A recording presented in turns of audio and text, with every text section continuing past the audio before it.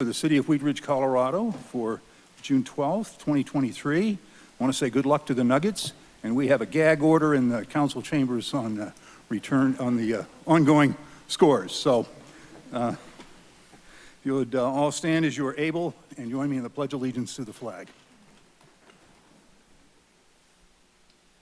I pledge allegiance to the flag of the United States of America and to the republic for which it stands, one nation under God, indivisible, with liberty and justice for all.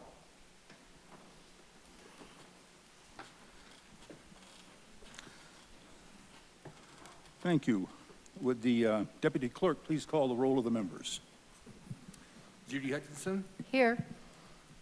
Amanda Weaver, I'm here. Rachel Hulteen, Present. Scott Ohms, Here. Corey Stites, Here. Leah Dozeman, Here. Janice Hoppy, Present. Valerie Nosler Beck. She may be absent tonight. I haven't had word from her. Mr. Mayor, you have a quorum. Okay, thank you very much. Councilors, in your packet, you have study session notes of May 15, 2023, and City Council meeting minutes of May 22nd, 2023.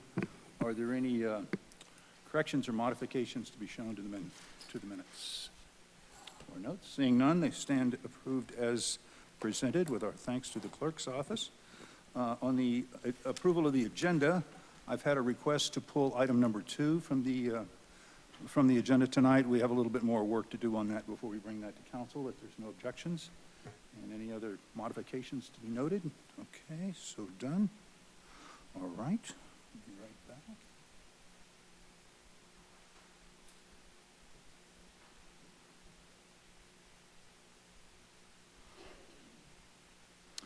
We have a proclamation in support of Juneteenth on June 19th, 2023. Whereas this nation was founded on the principles stated in the Declaration of Independence that, quote, all men are created equal, that they are endowed by their Creator with certain unalienable rights, that among these are life, liberty, and the pursuit of happiness, but in which people who were black were held in slavery at the time.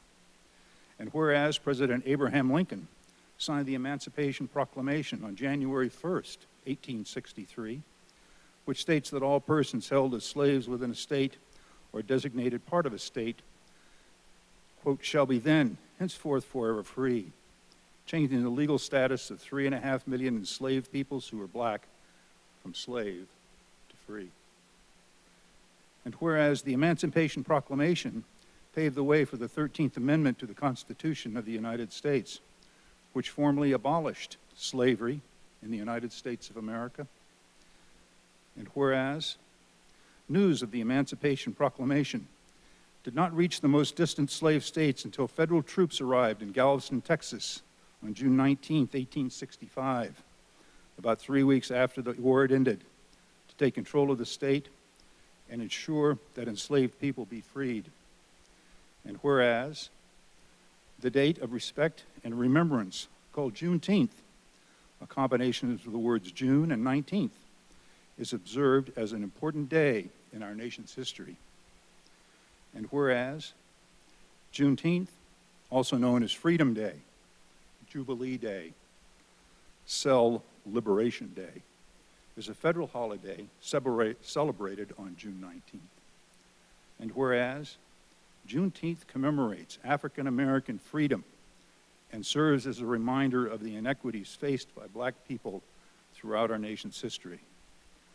Now, therefore, I, Bud Starker, and the City Council of the City of Wheat Ridge, call upon all citizens in Wheat Ridge to join us in recognizing Juneteenth 2023 and urge all community members to work together to advance the principles of equal rights, justice, and opportunity for all, regardless of race, gender, age, religion, ability, sexual orientation, or gender identity and expression. Dated the 12th day of June, 2023. For a second presentation, or proclamation, I'd like to invite Benny Pies, our Parks and Forestry Open Space Manager, Susan Bennett, our environmental interpreter, and Mary Hester, our sustainability coordinator, to join me at the podium. How's everybody tonight? Great.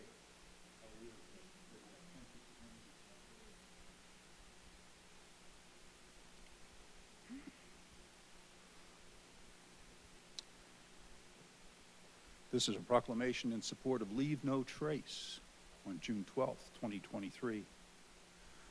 Whereas Colorado's mountains, forests, deserts, and rivers provide unparalleled recreational opportunities that enrich our lives and are vital to our economy.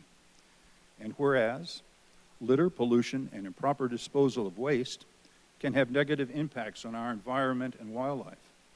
And whereas protecting Colorado's natural beauty and preserving the quality of our environment is a responsibility we share. And by working together, we can ensure that our children and grandchildren will continue to enjoy Colorado's great outdoors. And whereas Leave No Trace is an educational, nonprofit organization dedicated to the responsible enjoyment and active stewardship of the outdoors, and Wheat Ridge has been selected as one of only 12 Leave No Trace spotlight locations nationally in 2023. And whereas, by following the 7 Leave No Trace principles, which are plan ahead and prepare, travel and camp on durable surfaces, dispose of waste properly, leave what you find, minimize campfire impact, respect wildlife, and be considerate of others, we can reduce our impact on the environment and help preserve our natural legacy for future generations.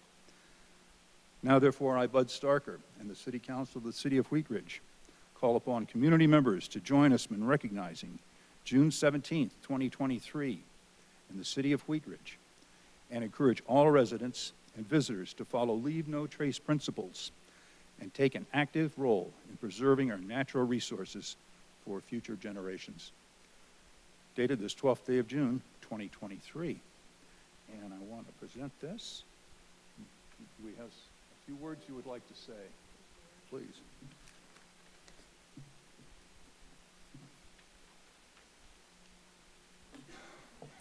I'd like to thank you, Mayor and City Council, for having us here tonight.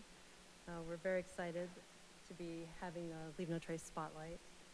The experience of being in nature is invaluable for the body and soul. During the pandemic, many people discovered this healing opportunity. Visitation to Wheat Ridge Greenbelt has increased, and we have seen additional impacts as a result. Leave No Trace offers ways to educate residents and visitors about how to reduce their impacts while visiting our open spaces. So we are excited that the Wheat Ridge Greenbelt has been nationally recognized by the Leave No Trace organization. Our Leave No Trace Spotlight will be this week, June 15th through 17th, and I want to invite you to any and all of the events that we have. On June 15th at 5:30, we have a social hour and trivia at New Image Brewing. On June 16th at 9 a.m., we will have an informal pickleball event at Prospect Park. And on June 17th at 8:30, we will have a stewardship event at Prospect Park. I think it's fantastic that our city recognizes the importance of implementing this program to preserve our open spaces. And if you want more information about Leave No Trace and the Leave No Trace Spotlight event, I put a flyer on the sign-up table. So thank you again. Appreciate it. Okay, thank you very much. Thank you very much. Okay, you can get one picture. Come on up. Let's go.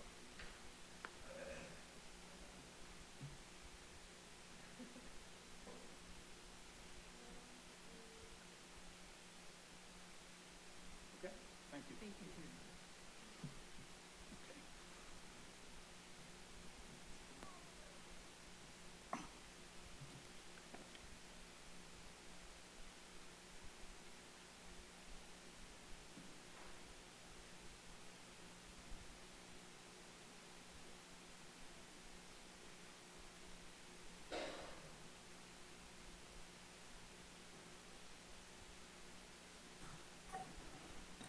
Okay, we will now go to our public's right to speak. This is an opportunity to come and speak to the council on any item not on the agenda at our regular meeting for 3 minutes under the right to speak. We will also be taking comment on our special study session items at this times and not when we do the special study session. So if you would like to speak on those 2 items, you may do so now. I don't have anyone signed up to speak. If you're here in the hall and would like to speak, you may do so now. And if you are joining us online and would like to speak to the council, you may do so now by raising your hand. And I'll go to Mary Ann to see if anybody's raising their hand. No, Mr. Mayor. Okay. Give me just a second. Doesn't look anybody's coming forward, so we'll conclude our public's right to speak and go to our consent agenda item. Councilor Ohm, would you please introduce this item? Thank you, Mayor. Item number 1, resolution number 32-2023, a resolution approving the Fourth Amendment to an intergovernmental cooperation agreement between Jefferson County and the City of Wheat Ridge, Colorado, pertaining to Community Development Block Grant funding. At issue, based on a relatively small population, Wheat Ridge is not independently eligible for a direct allocation of Community Development Block Grant funds from the Federal Department of Housing and Urban Development. Instead, the city has a long-standing partnership with Jefferson County, whereby the county and its smaller jurisdictions collectively are eligible for these federal funds. This partnership is memorialized in an intergovernmental agreement which has been in place since 2011. The purpose of this resolution is to approve a Fourth Amendment to the agreement which modifies language in compliance with federal requirements. Item number 3, resolution number 34-2023, a resolution amending the 2023 fiscal year open space fund budget to reflect the approval of a supplemental budget appropriation in the amount of $523,551 for the purpose of accepting and appropriating the Metropolitan Football Stadium District reimbursement for youth activity programs. At issue, the City of Wheat Ridge received $523,551 from the sale of the Broncos Football Club. The funds must be used for youth activity programs within the Wheat Ridge community. Staff presented recommendations based on youth feedback at the time, June 5th study session. This resolution will appropriate the stadium district funds for this project. Item number 4, motion to approve the city manager appointment of Derry Elizabeth Hurlbert to the Cultural Commission. At issue on May 7, 2023, Nancy Dragoni, an at-large member of the Cultural Commission, resigned her position effective immediately. The vacancy was posted for a term of 2 weeks on the City of Wheat Ridge website and promoted through various channels from May to May 21st. Applications have been compiled for the city manager review so that the seat can be filled. Thank you. May I have a motion on our consent agenda? Thank you, Mayor. I move to approve items number 1, number 3, and number 4. Second. Second by Councilor Hoppe. Will the clerk please poll the council?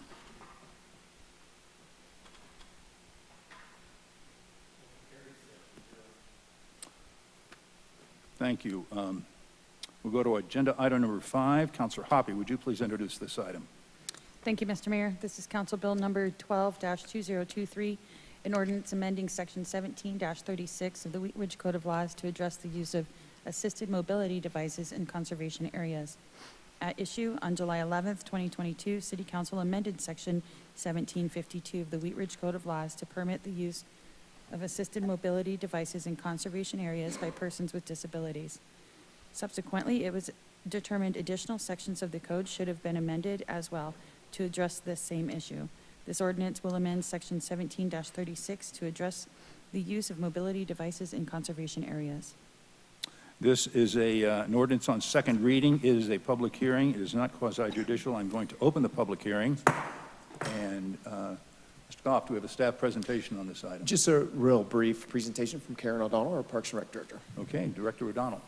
Good evening, Mayor, members of council. Last year, we were approached by a resident who was interested in utilizing his mobility device, which he happens to use a bicycle, on our conservation trail, and our city code didn't allow that. So Jerry and I discussed options with our team, and utilizing the ADA, we decided to move forward with changing the city code to accommodate that request. And so at that time, in July of last year, we only updated one part of the code that's titled vehicles, but we missed the conservation area section, which essentially says the same thing. So this is really just correcting that to match the change that was made in July of last year. Okay, thank you. Before we go to questions from council, I will invite the public to speak on this. If you'd like to speak on this, you may come forward now. I have no one signed up to speak. If you're joining us online, raise your hand, and we will bring you into the meeting. And I don't see anybody coming forward. And do we have anybody joining us wanting to speak online? Looks like we do not. So I will close the public input portion of this and go to any questions from council. Seeing none, I'm going to close the public hearing, and will Ms. Hoppy, may I please have a motion on this? I move to approve Council Bill Number 12-2023, an ordinance amending Section 17-36 of the Wheat Ridge Code of Laws to address the use of assisted mobility devices in conservation areas on second reading, order it published, and that it take effect 15 days after final publication. Second. We have a second by Councilor Stites. Is there any discussion on the motion? Seeing none, will the clerk please poll the council? Motion carries 7-0. Thank you very much. We'll go to agenda item number 6. Mayor Pro Tem Stites, would you please introduce this item? Thank you, Mr. Mayor. Council Bill Number 13-2023, an ordinance repealing and amending certain weapon offenses in Chapter 16 of the Wheat Ridge Code of Laws in response to the U.S. Supreme Court case law. At issue, this ordinance will repeal Sections 16-84 and 16-87 and amend Section 16-89 of the Wheat Ridge Code of Laws to confirm with the recent Supreme Court ruling in New York State Rifle and Pistol Association Incorporated versus Braun concerning weapons offenses. Thank you. This is an ordinance on second reading. It is a public hearing, and it's not quasi-judicial. I'm going to open the public hearing. And Mr. Goff, do we have a staff presentation on this item? We do. Mr. Dollar, City Attorney. Okay, Mr. Dahl. Thank you. I'm going to hand this presentation off to Nick Klein, the attorney in our office, who I think you saw at study session that described the Supreme Court case law and has moved forward with drafting this ordinance. Mr. Klein. Thank you for having me tonight.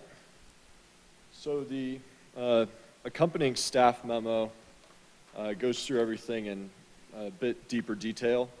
So I'll quickly summarize and open it up for any questions. At issue for repeal in the code are sections 1684 and 1687. As a little background, the Supreme Court in Brune, still wondering which way we pronounce that one. But in that case, they expanded the right to public carry of firearms and introduced a new test for governmental regulation of firearms. Now a government must show that it's within the nation's historical tradition to regulate the conduct, and that any conduct is presumed protected by the Second Amendment unless the governmental body can show that the regulation is within the nation's historical tradition. And this would not just be a showing of 3 cases. This would be perhaps 30 to 50 regulations in the past of the same conduct. And they look more specifically at regulations that were around the founding of the country, the passage of the Second Amendment in 1791, and the passage of the 14th Amendment following the Civil War.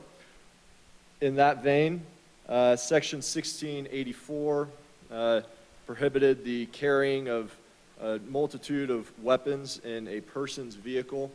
Our office believes that there is no historic tradition outlawing the possession of weapons and vehicles. In fact, we believe the nation's historic tradition would show that people use their vehicle, aka their horses, many times and wielded many weapons upon horseback. So we do not think that this code section would stand up to any scrutiny from a court of law under this new test. In the same vein, Section 1687 prohibited carry where intoxicants are sold, so bars, restaurants. We do not think the city can ban such carrying, concealing, or display of any dangerous weapons such as this, but that does not stop a private business from asking a person to leave if they have a firearm, and then the city could theoretically enforce under a trespass theory. And for Section 1689, we codified the sensitive place doctrine, which the Supreme Court recognized in Brune.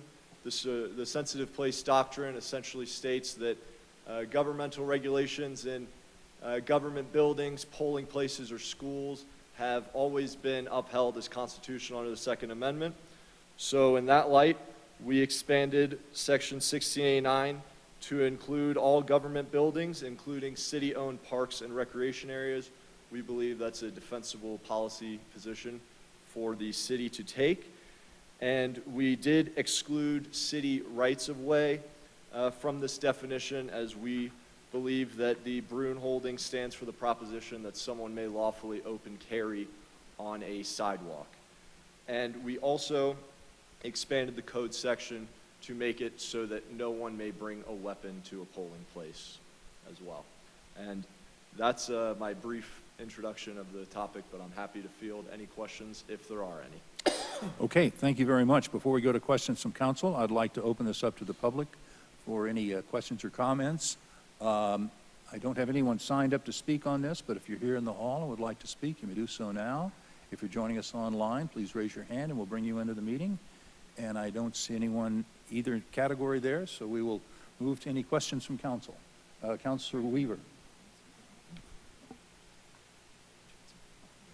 Councilor Weaver. Thank you. Thank you, Mr. Mayor. I just wanted you to clarify, and I asked this on the first reading as well, that a private business can not only ask a person to leave with a weapon, concealed or otherwise, but they can also post that it's not okay to come into the establishment Yes. with concealed or open carry? Yes. Okay. I just wanted to clarify that for any business, any privately held business in Wheat Ridge. Thanks. Thank you. Any other questions? Before I close the public hearing? Okay, I'm going to close the public hearing, and Mayor Pro Tem Stites, may I have a motion on this? Thank you very much, Mr. Klein. Yep. Thank you, Mr. Mayor. I move to approve Council Bill number 13-2023, an ordinance repealing and amending certain weapon offenses in Chapter 16 of the Wheat Ridge Code of Laws in response to the U.S. Supreme Court case law. On second reading, order it published, and that it shall take effect 15 days after final publication. We have a motion and a second by Councilor Ohm. Is there discussion on the motion? Councilor Weaver. I would just like to ask a question of the city. Could we provide some guidance for people on what exactly those postings need to say to legally pass as a no trespassing issue, if that's the case? Sure, I think that we can. Let me give a little thought to that and confer Okay. with Nick about what kind of signage would be appropriate. And there's really two things going on here. One, as you point out in your question, the right of a private property owner to regulate their property separate and apart from what the limitations on that right are for the government under the case law decision. And secondly, also as you point out, how to characterize those notices and then their action on those notices to be able to serve as a platform for a trespass charge. And for that reason, I think we'd want to talk to, and we will, the city's prosecutor and the police chief to be in a position to provide that guidance. I appreciate that. My second question on that was, does this, if someone's outside on a private property, does that also include them being on the property? I'm thinking of, well, in my case, I'm thinking about my business at my property, but I'm also thinking about outside cafes, what am I trying to say? Outside eating areas, patios, thank you. All right. Well, in a minute, I'll ask Nick what he thinks, but I'll give him the chance to think about that while I try to answer the question. Typically, sidewalks, even if they're on private property, I'm thinking sidewalks at the Applewood Shopping Center in front of the King Soopers, can or can there not be picketing in that location? Those are traditionally seen as kind of quasi-public spaces because it's anticipated and understood that people will be there for lots of different reasons. So I think I'd draw the line at the sidewalk, probably not, in terms of not being able to restrict. The patio, that's part of the restaurant, and I have no trouble with that. I understand that some sidewalks can be private, but to the extent they're commonly used and seen and relied upon as public spaces, then I wouldn't recommend that the restriction extend, or that a private property owner's restriction would extend it. Well, let me put it this way. I think a private property owner's prohibition in that location would be more difficult to enforce from a trespass standpoint, because you're inviting the general public to be on that sidewalk, rather If than it's the just your sidewalk. If patrons. it's a gated patio, Oh, however, like we sure. have for restaurants and That's- things, that would that's- be them being that's- on the. That's a part of your establishment. Okay. And, It's no and, sorry, problem. just Yeah. one more question, Uh-huh. because, so postings would need to be inside and outside, correct? Well, it needs to be wherever the private property owner, again, we're in private property owner regulation of their property land. So it would be wherever the private property owner feels it best advises their customers. Doesn't have to be outside before you get in. If it's inside and they see that and then they refuse to leave, that's no, in my opinion, there's no defense that, well, gee, it should have been on the door. As long as you're aware of the restriction, you're told you need to leave. Now we're in just trespass on private property world, not really gun regulation world. So it's really just a matter of them being aware of the restriction and not following it Okay. to serve as a basis for trespass. Okay, thank you. Do I need to make an amendment to include anything about signage in this? No, this is an ordinance, so it wouldn't be appropriate, I think, Okay. to add it as in the ordinance, but it's certainly guidance, and unless I'm seeing disagreement from the council, certainly guidance we can prepare and make available to private property owners on request. Okay, thank you. Yep. Thank you. Is there any more discussion on the motion? Seeing none, will the clerk please poll the council?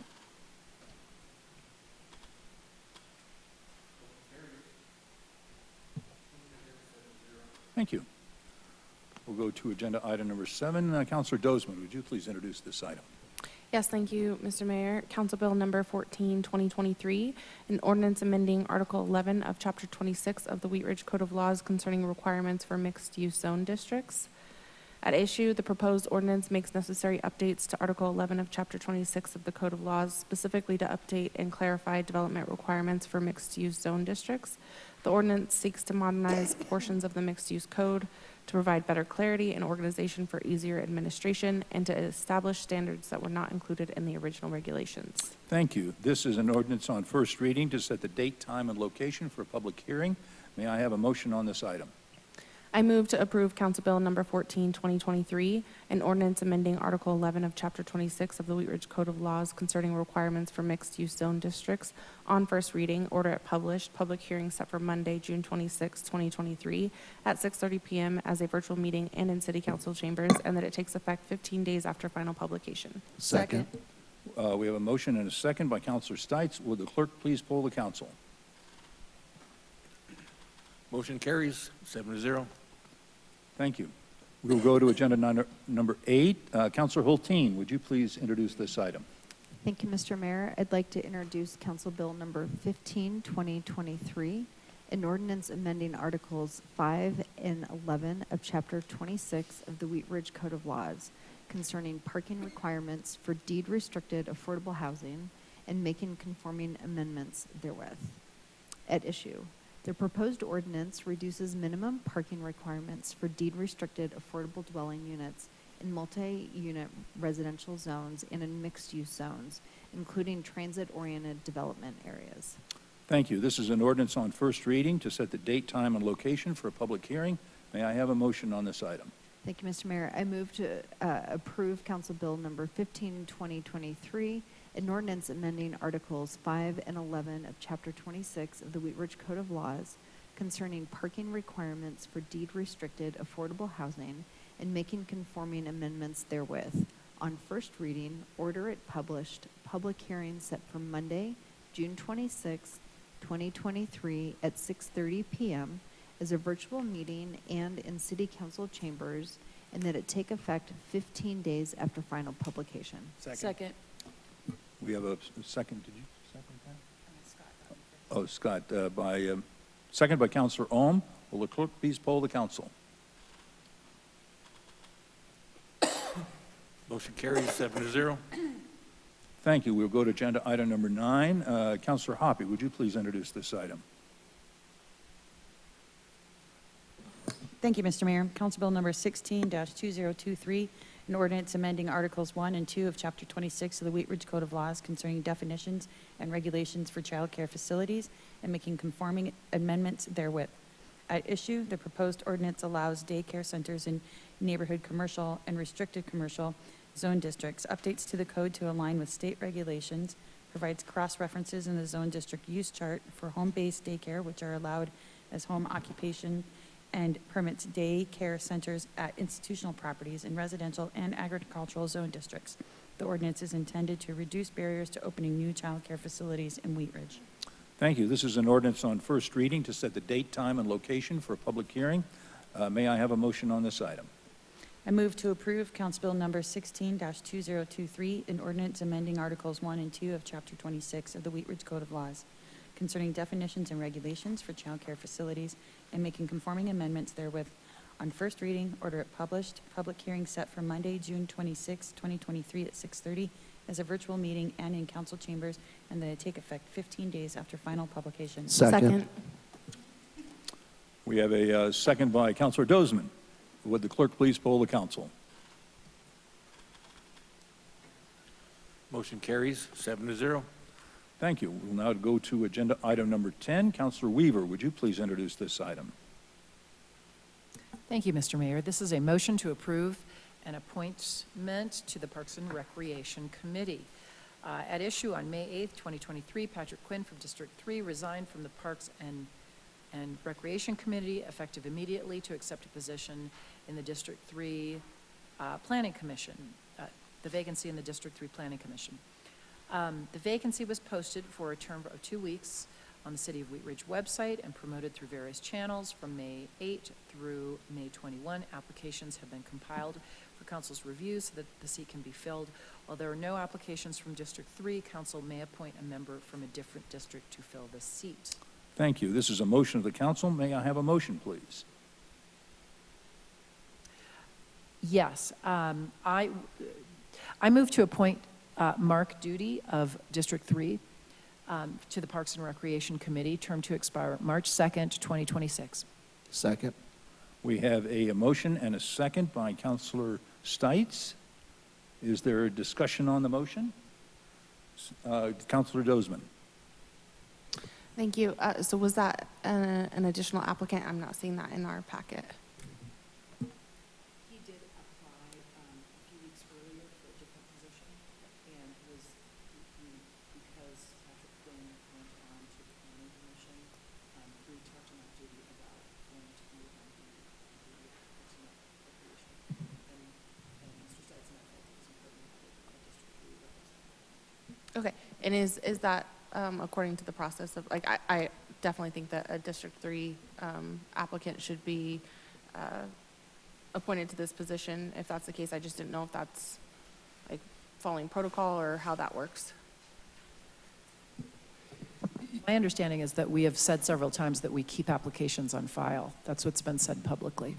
Yeah, they are kept on file. I'm not sure why this one was not included in the packet. I don't know if Allie has any. Yeah, typically we only include applications for a specific seat that folks applied for.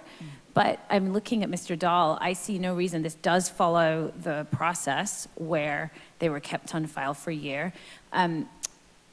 Councilor Weaver, we don't necessarily reach out to everyone that has applied for a district when a new seat comes up. We always reach out to the people that applied for that particular commission and make sure they're still interested before we present them to you. But again, if Mr. Duty applied within the last year and we have his application on file and you've spoken to him and he's happy to serve on the We Parks did and verify Rec that. I Commission. spoke to him. He's happy to serve. Sure. I mean, Mr. Dahl, I see no reason why he couldn't be appointed. He's under the code, he's eligible. Thank you. So, Thank you.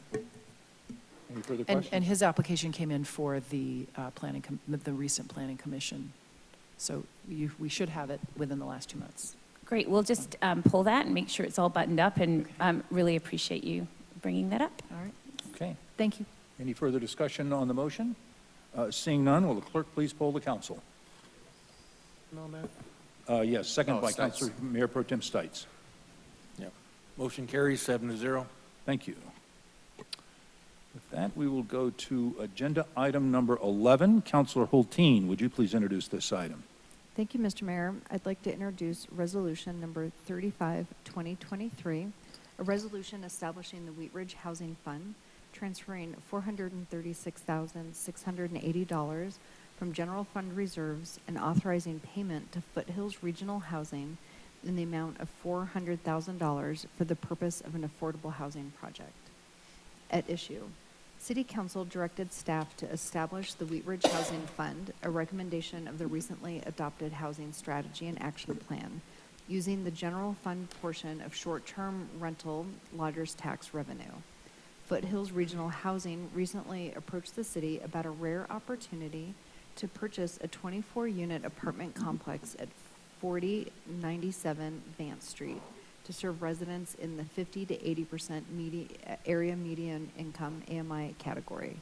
This is a unique opportunity to take an early implementation step in the affordable housing strategy by creating new affordable units in Wheat Ridge.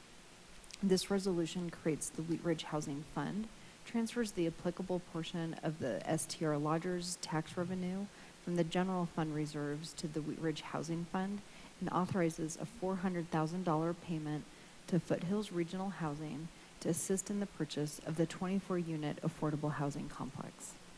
Thank you.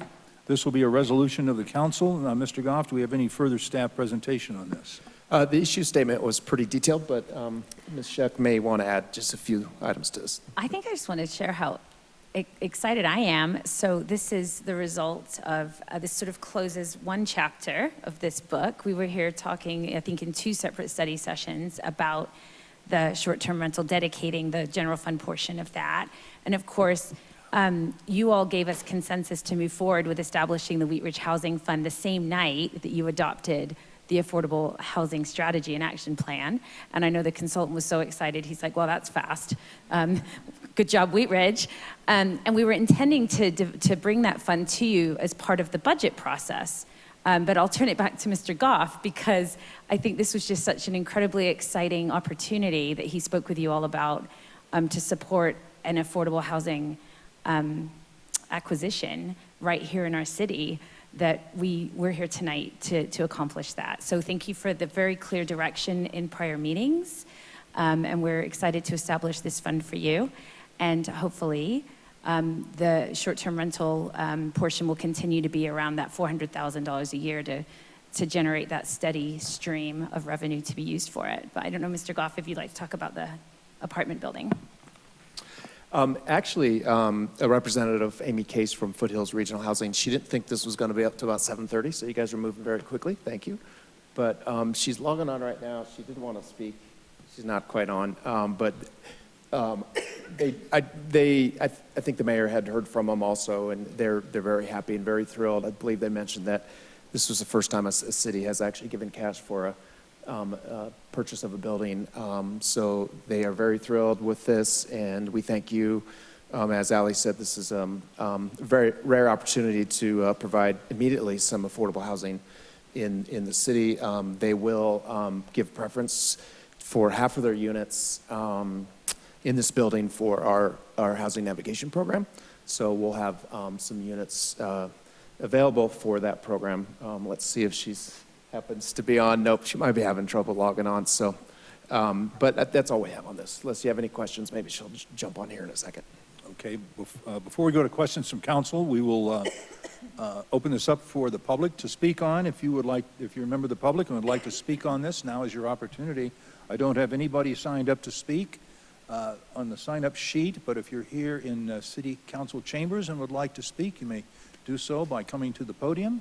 If you're joining us online, you may raise your hand and we will bring you into the meeting. And I'll give it just a moment to see if we have anybody online. We don't have anybody online. We don't have anybody stepping forward. And I don't know if I can stall too much longer. So anyway, I will go to questions from council. Councilor Hulteen. Thank you, Mr. Mayor.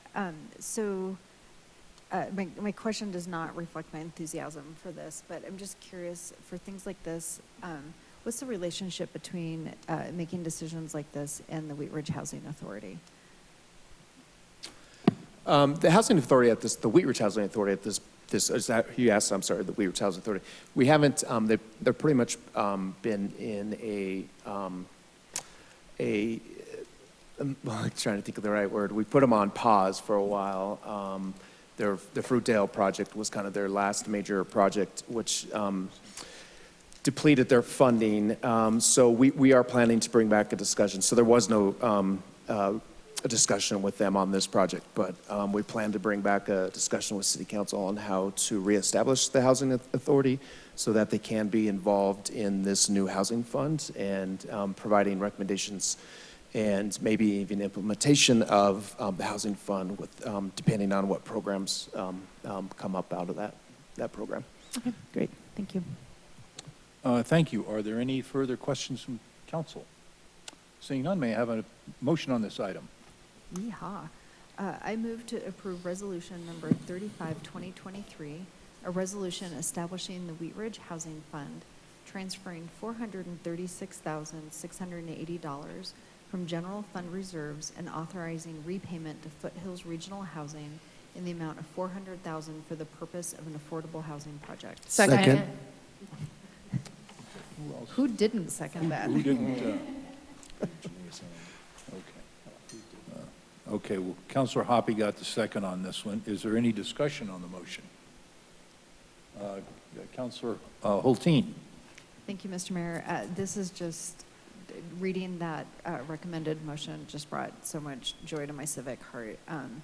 It was really exciting to, identify using our short-term rental tax revenue for this purpose. And I just want to, recognize my peers on the dais and city staff for their work in our affordable housing strategy and just how quickly we are actually taking ideas and turning them into action in this community. And this is like just real and meaningful impact. And I couldn't be prouder that it's a District 2 project. But this is going to make a difference in 24 people's lives who are going to be able to call Wheat Ridge home. And this couldn't happen without the good policy work that we're doing. And I just really want to thank everyone. And I'm just so grateful that we were in a position to say yes when this opportunity came up, because you don't know when it's going to happen again. So just good work to everybody. And I couldn't be more excited about this. And I'm already excited to figure out next year what we're going to do with our next $400,000. So just thank you, everyone. And I'm just really proud of this work. Councilor Hoppy. Thank you, Mr. Mayor, and thank you for those kind words, Councilwoman Hulteen. I would just like to say thank you to you. This was your brainchild. I remember sitting at breakfast having this initial discussion with you. And you're the one that really kind of brought forward we should be using our short-term rental taxes to bring affordability into our community. And so thank you very much for that. Any further discussion on the motion? Mr. Ohm. Thank you, Mayor. This is good news indeed, and want to thank Councilmember Hulteen for a great idea and lightning speed of the staff. It was a very fast question and answer from everybody, and appreciate your effort. Always very proactive. This really, I think the community should be aware that we really do try to set the bar pretty high and try to move forward and trying to solve problems. Thank you. I wanted to pass on to the council that Mr. Goff spoke earlier, that I had occasion to speak with Lori Rosendahl at Foothills Regional Housing about 2 weeks ago, and she was just couldn't have been more complimentary to the city and our staff, and most importantly to our city council for really making this happen. So I think this is really a good way to kick off a great affordable housing effort here on permanent affordable housing in our city. So thank you. Is there any further discussion on the motion? Hearing none, will the clerk please poll the council? Motion carries 7-0. Okay, thank you. We will go to agenda item number 12. Mayor Pro Tem Stites, would you please introduce this item? Yes, Mr. Mayor. Motion approving a legal services agreement between the city and Murray Dahl Barry Renaud Yep. LLP. At issue, the city's home rule charter at section 8.1 provides for appointment of the city attorney by the city council. The current legal service agreement is updated and should be renewed. Thank you. This will be a motion of the council. Mr. Goff, do we have a staff presentation on this item? I don't know, Mr. Dahl? Yes, Okay. let's do a staff presentation. Thanks, council. As noted in the issue, there's really actually a couple of reasons to get this done. First, what we have presently, we think, is kind of an old and unsigned version of a legal services agreement. I was appointed city attorney in 1995, and we've had various agreements since that time, but we looked, and we're not completely certain we have a good, solid signed agreement, and we really should have that, so that checks that box. And secondly, it does adjust our rates for our work. And I should tell you that our rates, my rates for the city have always, and my firm's rates have always lagged behind what is kind of the market out there. And I will tell you, I'm completely fine with that. The city has been my best client for the 28 years that I've done this work, and I love doing it. And the city's a terrific client to work for. And so it's absolutely worth it, especially in public law. The rates for private work are about double what you see here, at least. And in part, I think that's because private clients don't always pay you, you know, and you argue about the bill, and cities, and especially the city, has always really been a good client in terms of that, and that has real value to a small business. I will tell you that even the rates as adjusted are either at or below what the other attorneys at our firm are charging for their other city clients. And my partners have for years complained to me about the level of my rates, and I for years have pushed back to say these are solid clients that are here every month and every year, and that has enormous value to our firm. And they have accepted that argument from me fairly graciously, but you know, I have to at some point pay a little attention to them. And so that's the proposal, is to raise that set of rates, and I wouldn't expect to be raising it again for a number of years. Okay. Because I think I can put my partners off for quite a few more years yet. Okay. Happy to answer questions. Thank you very much. Before we go to questions from council, we'll open this up to the public to speak on agenda item number 12. I don't have anyone signed up, but if you're here in the hall, you may come to the podium and speak now. And if you're joining us online, please raise your hand. We're happy to bring you into the meeting. And I don't see anybody coming forward, either online or in person, so I'll open it up to questions from council. Looking left, looking right, don't see anybody. Mayor Pro Tem Stites, may I have a motion on this item? Yes, Mr. Mayor. I move to approve the contract for legal services between the city and Murray Dahl Berry Renaud LLP. Second. We have a motion and a second by Councilor Ohm. Is there discussion on the motion? Seeing none, will the clerk, oh, wait a minute, Councilor Hoppe. I just wanted to quickly say I'm certainly happy to retain Mr. Dahl as our city attorney, and I appreciate just also the historic knowledge, but I just appreciate the way in which you do your job. So thank you very much. Well, thank you. And I will just chime in to say that Mr. Dahl and I have worked almost since he came to employment with our city, and it's been a good relationship, and he's very good to keep his presentations as just as brief as he needs to be. So thank you. If there's no more questions, would the clerk please poll the council? Motion carries 7-0. Thank you very much. We will now go to agenda item number 13. Councilor Hutchinson, would you please introduce this item? Thank you, Mayor. Resolution number 36-2023, a resolution amending the fiscal year 2023 general fund budget to reflect the approval of a supplemental budget appropriation in the amount of $62,089 for the addition of one full-time IT project manager. At issue, the city is in the contracting phase for new enterprise resource planning systems, ERP, with the anticipated project start date of October 2023.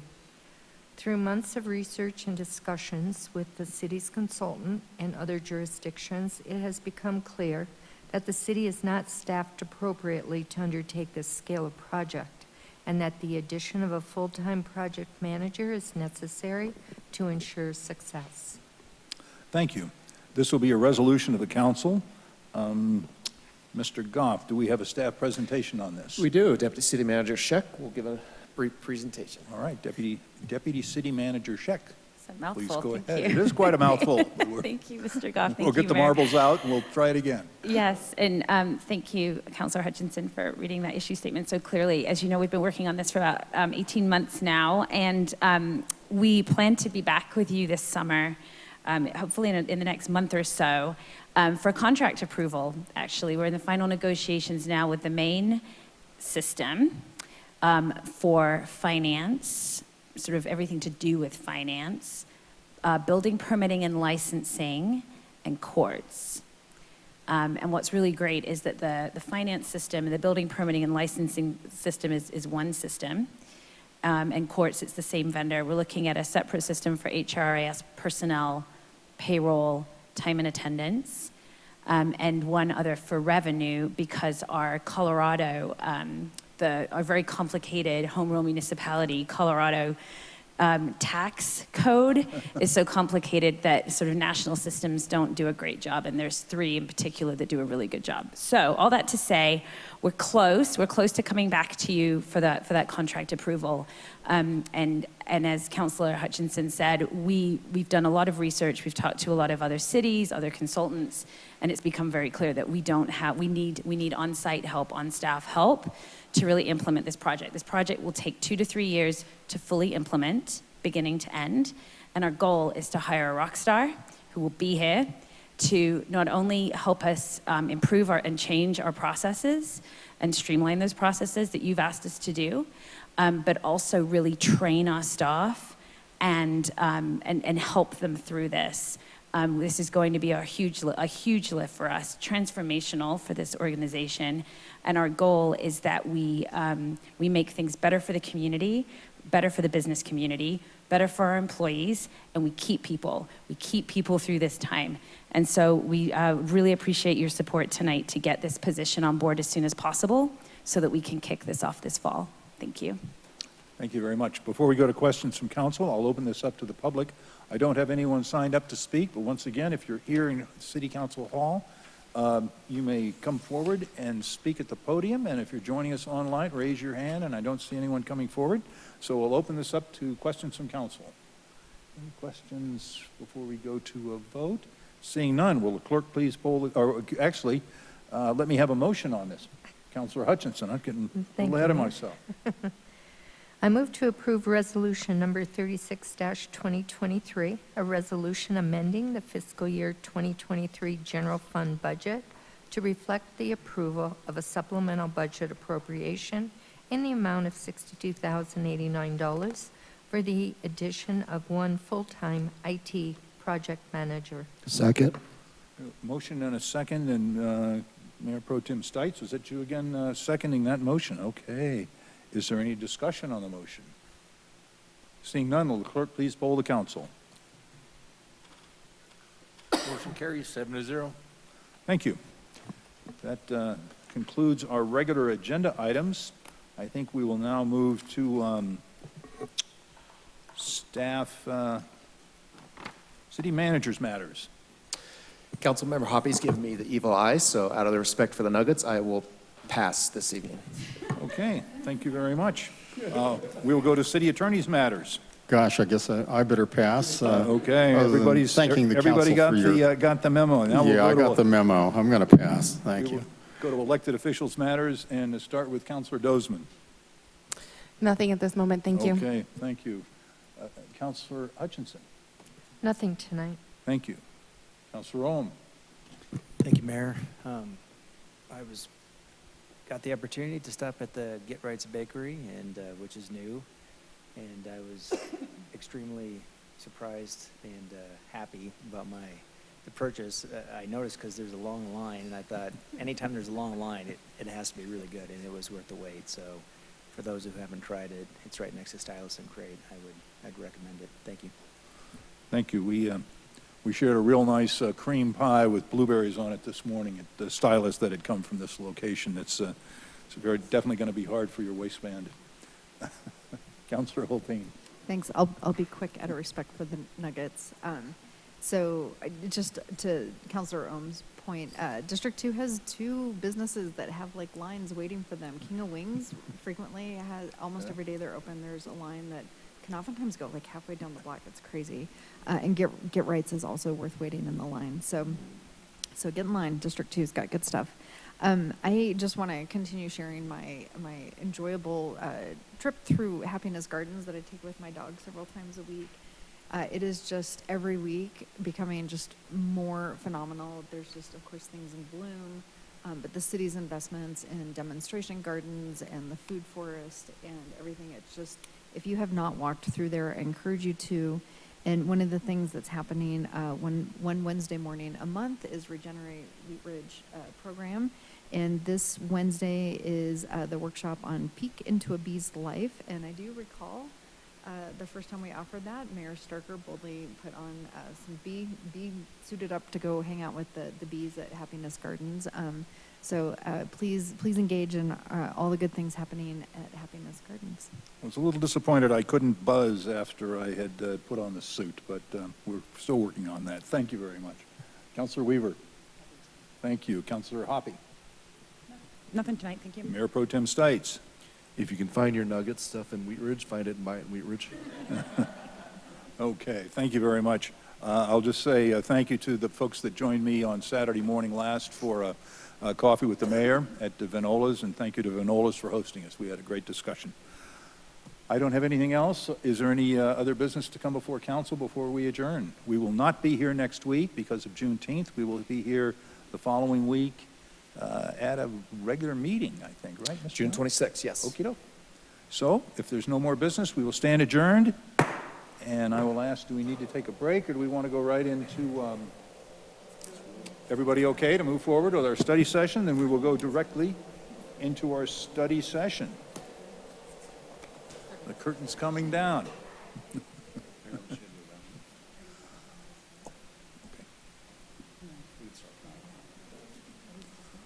well.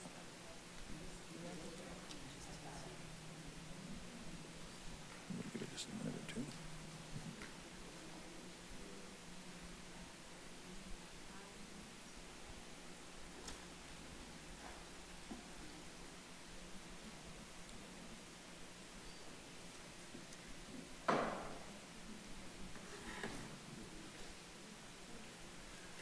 Fritos?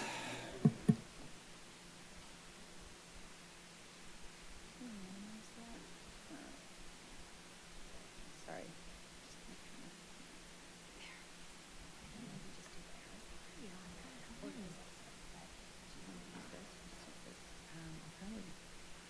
Probably more comfortable with that. Yep, go for it. Mary Ann, do you want to say something before I start? Yeah.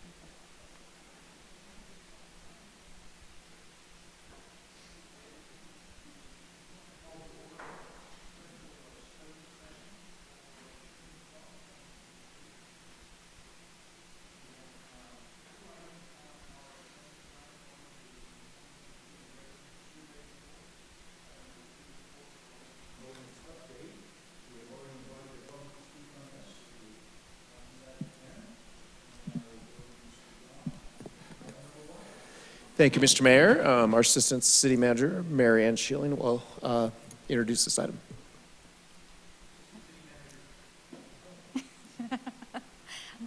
Good evening, thanks.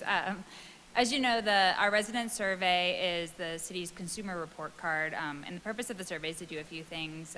One is to assess resident satisfaction with community characteristics and amenities. Another is to evaluate Wheat Ridge local government and our city employees. And finally, to further understand the residents' priorities regarding government services in Wheat Ridge. So we reference this document consistently throughout the years, and then we also consider it when we're building our budget each year. We really appreciate all the feedback that we get from our residents, and we really use it as a tool to inform which direction we should go with our city resources. So with that being said, I'm going to turn it over to Jade Arocha. She is going to review the 2023 survey results in detail. Jade is the Director of Survey Research for POCO National Research Center, and then afterwards we'll all be available for any questions that you may have. Thanks, Mary Ann. Everybody hear me okay? Okay. Good evening. Thank you so much for having me. As Marianne said, my name is Jade Arocha. I am the Director of Survey Research for Polko National Research Center, and I'm pleased to be here to present the results of the 2023 resident survey to you all.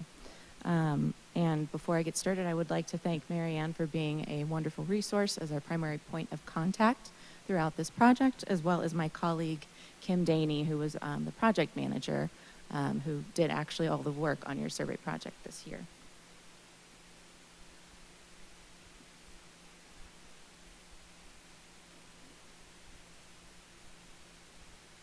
There we go. So just a little bit about who we are before I dive in. National Research Center has worked with Wheat Ridge for a number of years, conducting resident surveys. NRC, as we are known, is based in Boulder, Colorado. We've been around for almost 30 years, and we conduct all types of surveys, primarily resident, business, and employee surveys across the country. In 2019, we merged with Polko, which is a resident online engagement platform, and we now are able to provide both the civic engagement tool through Polko as well as the traditional surveys that National Research Center has provided. And because of our extensive experience in this industry, we have an extensive benchmarking database comprised of over 500 communities across the nation. So as I speak about Wheat Ridge's results tonight, and as I go through the results, I'll be referring to benchmark comparisons for Wheat Ridge, both nationally, so to the entire database, and also to a subset of communities from that database, which is peer communities here in the Front Range. And the survey methodology, just want to speak about that as well. So this was the 8th iteration of the resident survey. First iteration was all the way back in 2004, and these are conducted every 2 to 4 years, roughly. This year's survey was conducted from March 7th to April 18th of this year, and we employed what we call a multi-contact approach, where the selected households received a postcard in the mail, followed by 2 survey packets, each of those 1 week apart. I'll get into a little bit more detail momentarily. So we call this a probability sample because we randomly selected 4,500 households that were located within the boundaries of Wheat Ridge to receive these mailings. And that random sample is an important part of representative survey methodology. It ensures that you are hearing from a representative sample of your residents and not just those that may choose to go online and say participate in an online community survey. So with that multi-contact approach, we did actually provide a paper survey, 2 different copies of that paper survey to each of those 4,500 households, and all of the mailed materials also contained a web link, so residents could go online if they preferred to complete the survey. The mailed materials were also available in English and Spanish, so the cover letters that accompanied the surveys as well as the postcards were dual language, and the survey was available online in Spanish. Only English paper copies were delivered to households, but the survey was available online in English and in Spanish. I do want to point out that we did not receive any Spanish responses this year to the survey, but it was available. And with those 4,500 households, we received a total of 844 responses for an overall response rate of 19%, which is right about what we would expect to see for a survey such as this one, using methods like this. With those 844 responses, that provides a margin of error of plus or minus 3% around any of the results that you see in the report. And then finally, we statistically weight the data using census data so that it is more representative and it more closely aligns who we heard from with who actually lives in Wheat Ridge. It's an important part of gold standard survey methodology. Getting into the overview of survey results here. So I mentioned our benchmark comparisons. I'll first talk about the national comparisons. So we had 79 items on Wheat Ridge's survey for which we could provide comparisons to our national database. And so higher or lower indicates a difference of more than 10 points from the average rating. So of those 79 items, 39 survey questions were rated similarly to the national average, 4 were higher, and 36 were lower. In case you're wondering what those 4 were that were higher, those were ease of bus travel, the rate of attendance of Wheat Ridge festivals or special events, recreation facilities, and the proportion of residents who would recommend living here to someone who asked. And then compared to Front Range peers, out of 69 available items for which we could provide comparisons, 46 were similar, 9 were higher, and 14 were lower. And I'll cover again, I'll refer back to these benchmarks throughout the presentation, but the 9 that were higher tended to be around housing, both variety and affordability of housing, and then affordability of other aspects of the community as well, as well as the overall image of the city, and those who would recommend living here and plan to remain here for the next 5 years. All of those were higher than the Front Range averages. And then finally, compared to 2021, which is the most recent survey iteration, out of 226 items on the survey for which we could provide trends, 150 were similar year over year, 26 were higher, and 50 were lower. Because you had such a large response to the survey, the margin of error, we call a by-year margin of error, that's 5 percentage points of difference, indicates a statistically significant change from year over year. So just to repeat that, if you're looking just at the 2023 results, your margin of error is 3% around any given percent, but if you're looking at comparisons over time, you're looking at a 5% margin of error in the differences there. Okay, going into our key findings. So these key findings are found in toward the front of the report, and these were what stood out to us as survey researchers. With that said, this is a very dense survey with a lot of information, so these are just really the highlights that we found as we reviewed the data. It is by no means a comprehensive overview of every single data point in that report, so just putting that out there. So key finding number 1, residents enjoy a positive quality of life in Wheat Ridge, and most plan to remain living in the city. So about 8 in 10 residents continue to feel positively about the overall quality of life in Wheat Ridge, and this rating was similar to peer communities in the nation and in the Front Range. And further, at least 7 in 10 residents positively rated Wheat Ridge as a place to live, their neighborhood as a place to live, and the city as a place to raise children. About 6 in 10 positively rated Wheat Ridge as a place to retire and as a place to work. And then about half gave excellent or good ratings to the physical attractiveness of Wheat Ridge as a whole. So where comparisons were available, these ratings were similar to the benchmark comparisons, both sets of comparisons. Some other general questions regarding quality of life in Wheat Ridge. So there was a multiple response question on the survey asking residents what their reasons were for living here in Wheat Ridge. And 3/4 indicated that they just like the location in general.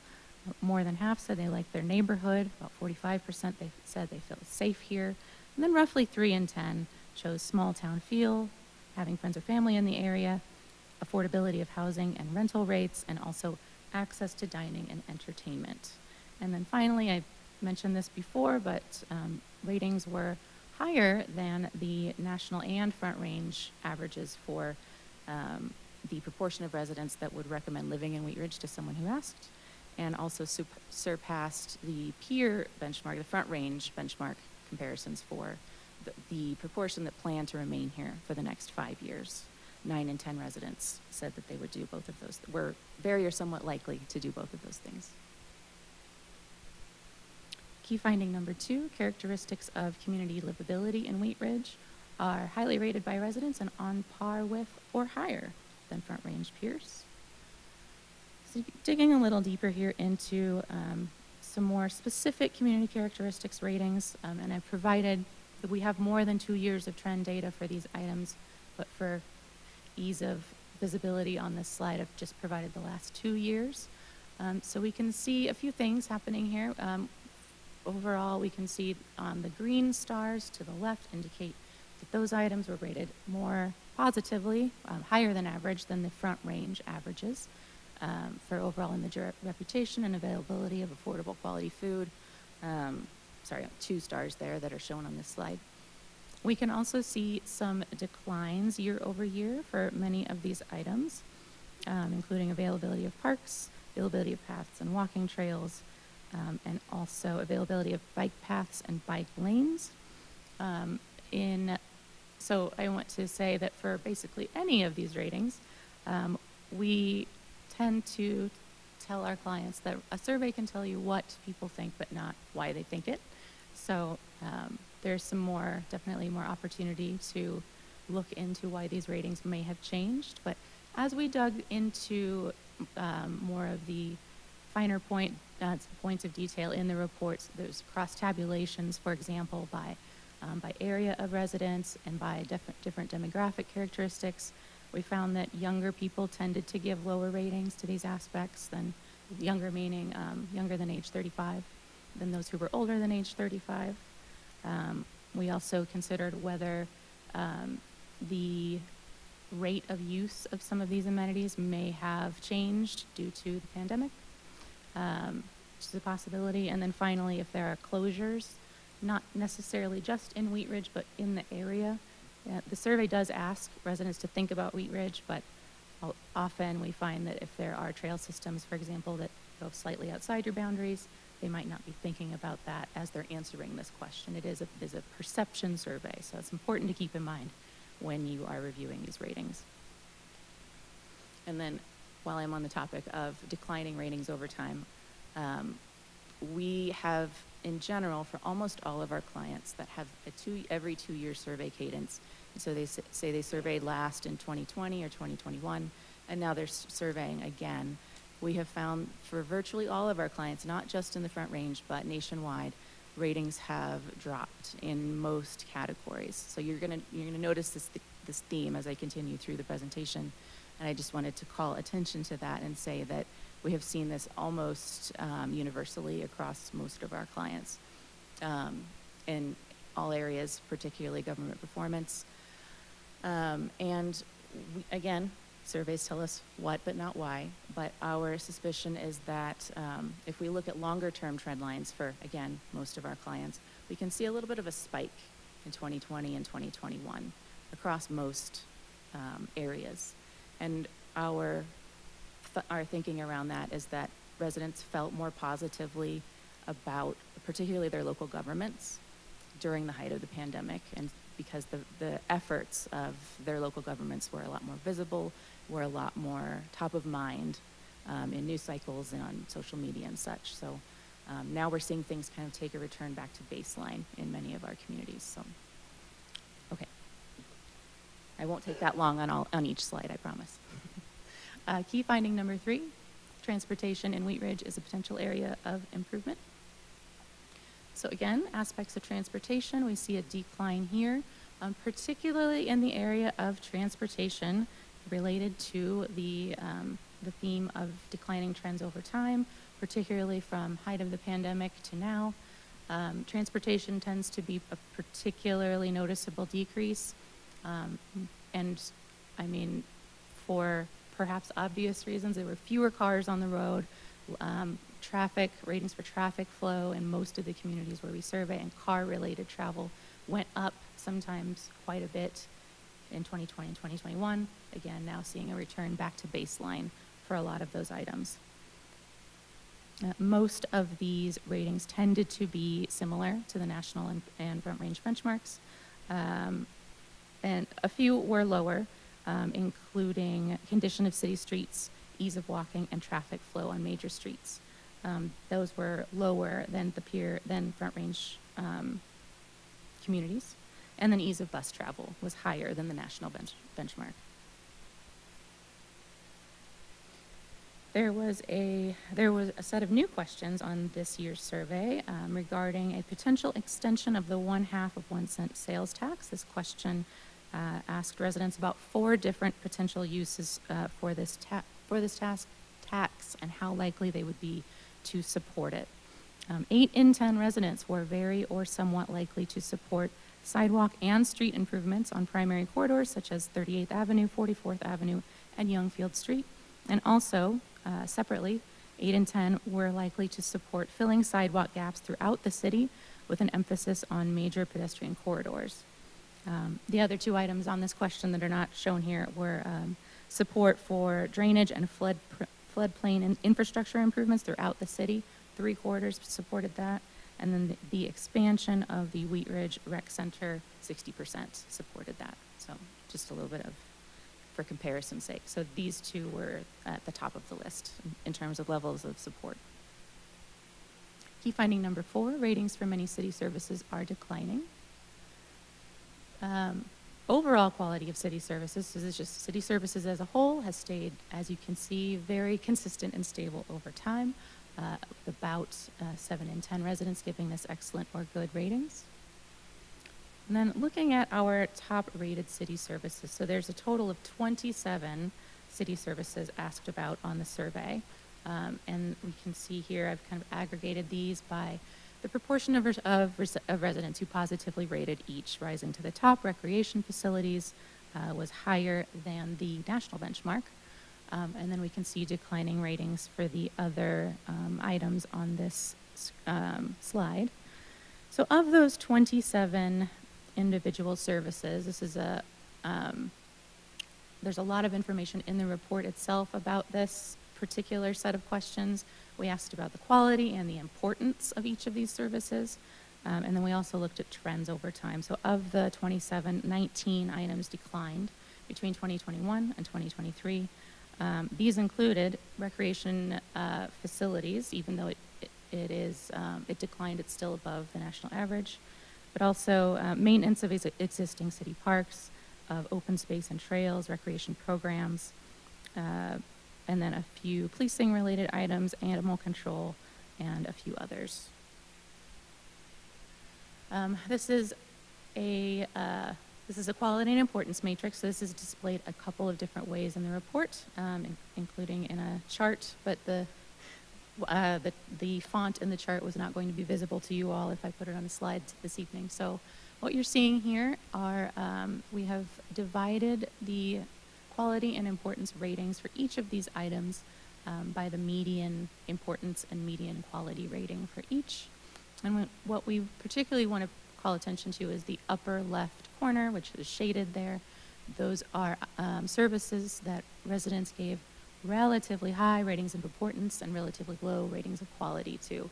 And then finally, the red and bolded font items are those that are lower than the national benchmark comparisons. So there's a lot of information shown here. I'm trying to show it to you in a little bit more of an actionable way. That top left quadrant is going to be areas to most focus on for the city.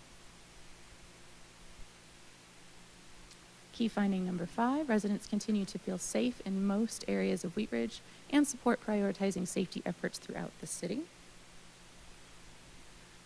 So similarly to previous years, residents felt safest in their homes, in recreation centers, and in their neighborhoods, as well as in parks and playgrounds. Those ratings remained stable over time. About 7 in 10 felt safe in retail and commercial areas, which was a decline since 2021. And then on the trail system and on roadways, those ratings declined as well as far as safety. And for those 2 items in particular, that may be tied more to physical safety around car traffic, more so than other types of safety concerns, for example, property crime or some such. So just different nuances to keep in mind as you review these ratings. We also asked about the importance of police department resource prioritization. And the question asked residents to rate how important they felt each of these items was to focus on in the next 12 months. And this is showing the percent that said essential or very important. Those are combined here. So solving violent crimes, 94% rated important. Solving property crimes, 88%. And about 3/4 reducing illegal drug activity, reducing illegal activities committed by youth, and crime prevention. And then 6 and 10, enforcement of traffic laws, and then code enforcement with 54%. All of these ratings remain stable from 2021 to 2023.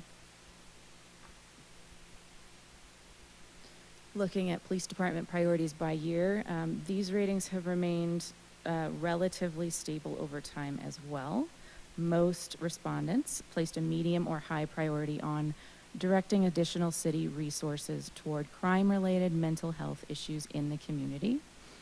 This was emerged as the top priority in this question, followed by adding surveillance cameras in high crime areas, more relationship-based policing officers, and then better connection with the community, such as at community forums and events. Also, increased visibility of police, greater accessibility to police and police-related information, and finally, adding officers in public schools. It's important to note that at least 7 in 10 residents rated each of these as at least a medium priority. And then 2 items did increase significantly from 2021 to 2023. Those were adding surveillance cameras in high crime areas and adding officers in public schools. Our 6th and final key finding, economic development, is important to Wheat Ridge residents.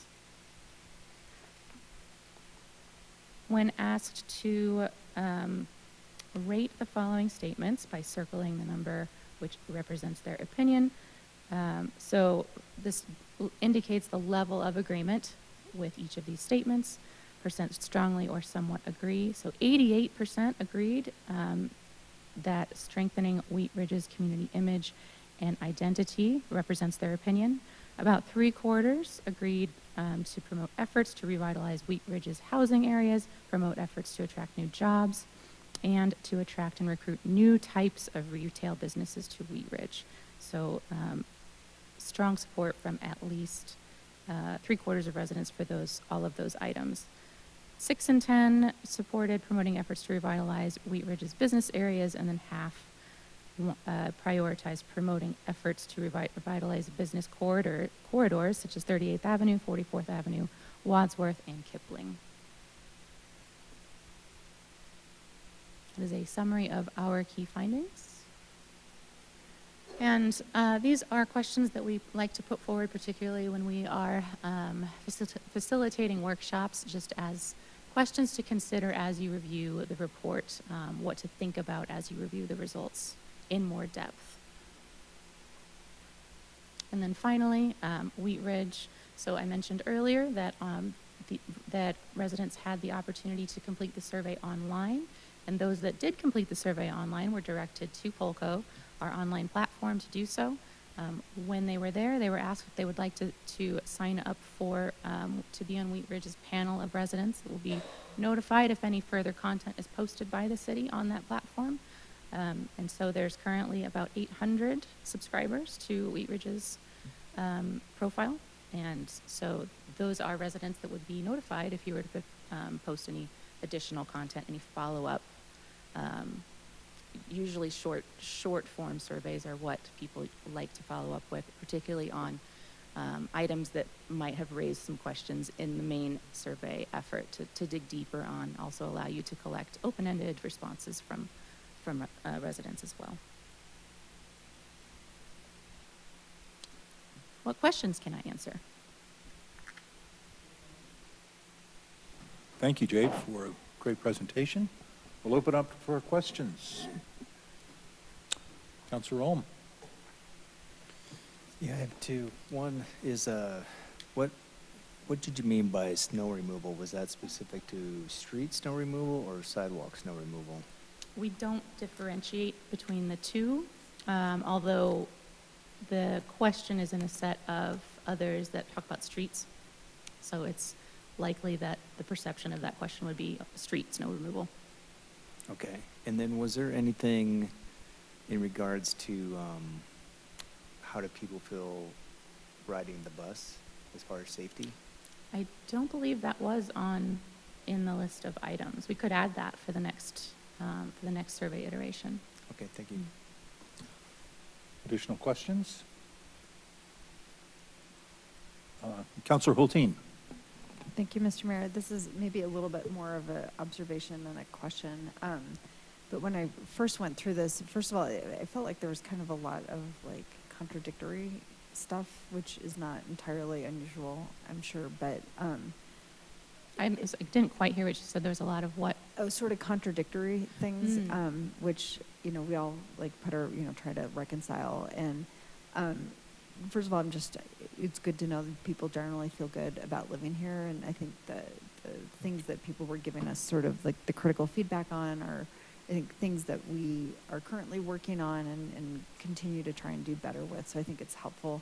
One of the thoughts that came to mind was if maybe in the 2 years since this survey was last offered, we continue to have a lot of newer, younger families moving in, and they're coming from other parts of town. And I was wondering if some of like the perceptions that come through here and expectations are really being imported from other communities. So maybe it's not like a reflection on how we've changed as a city, but rather how our demographics have changed a little bit. And then when you said that the younger participants were a little bit more critical, that kind of jived with sort of my spidey sense on reading some of this. And I think my other observation was just, some of the feedback on the transportation.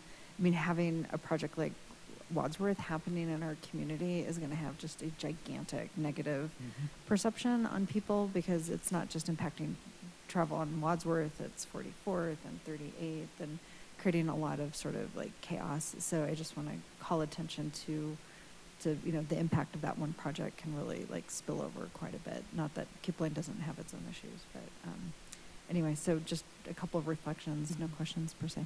Thanks. Those are great observations, and the same thing occurred to us. I mean, I'm local to, I live and work in Boulder, so very aware of the dynamics of our area in general. Yes, the change in the demographic mix of the community is absolutely going to have an impact on ratings. That's the aged crosstabs. There's also many other demographic characteristics that we provided crosstabs for. Definitely worthwhile to look at, and they do point out whether or not a difference in opinion is statistically significant or not, so you don't have to guess. It's denoted right there in the tables. But yes, great points in terms of that could be a factor.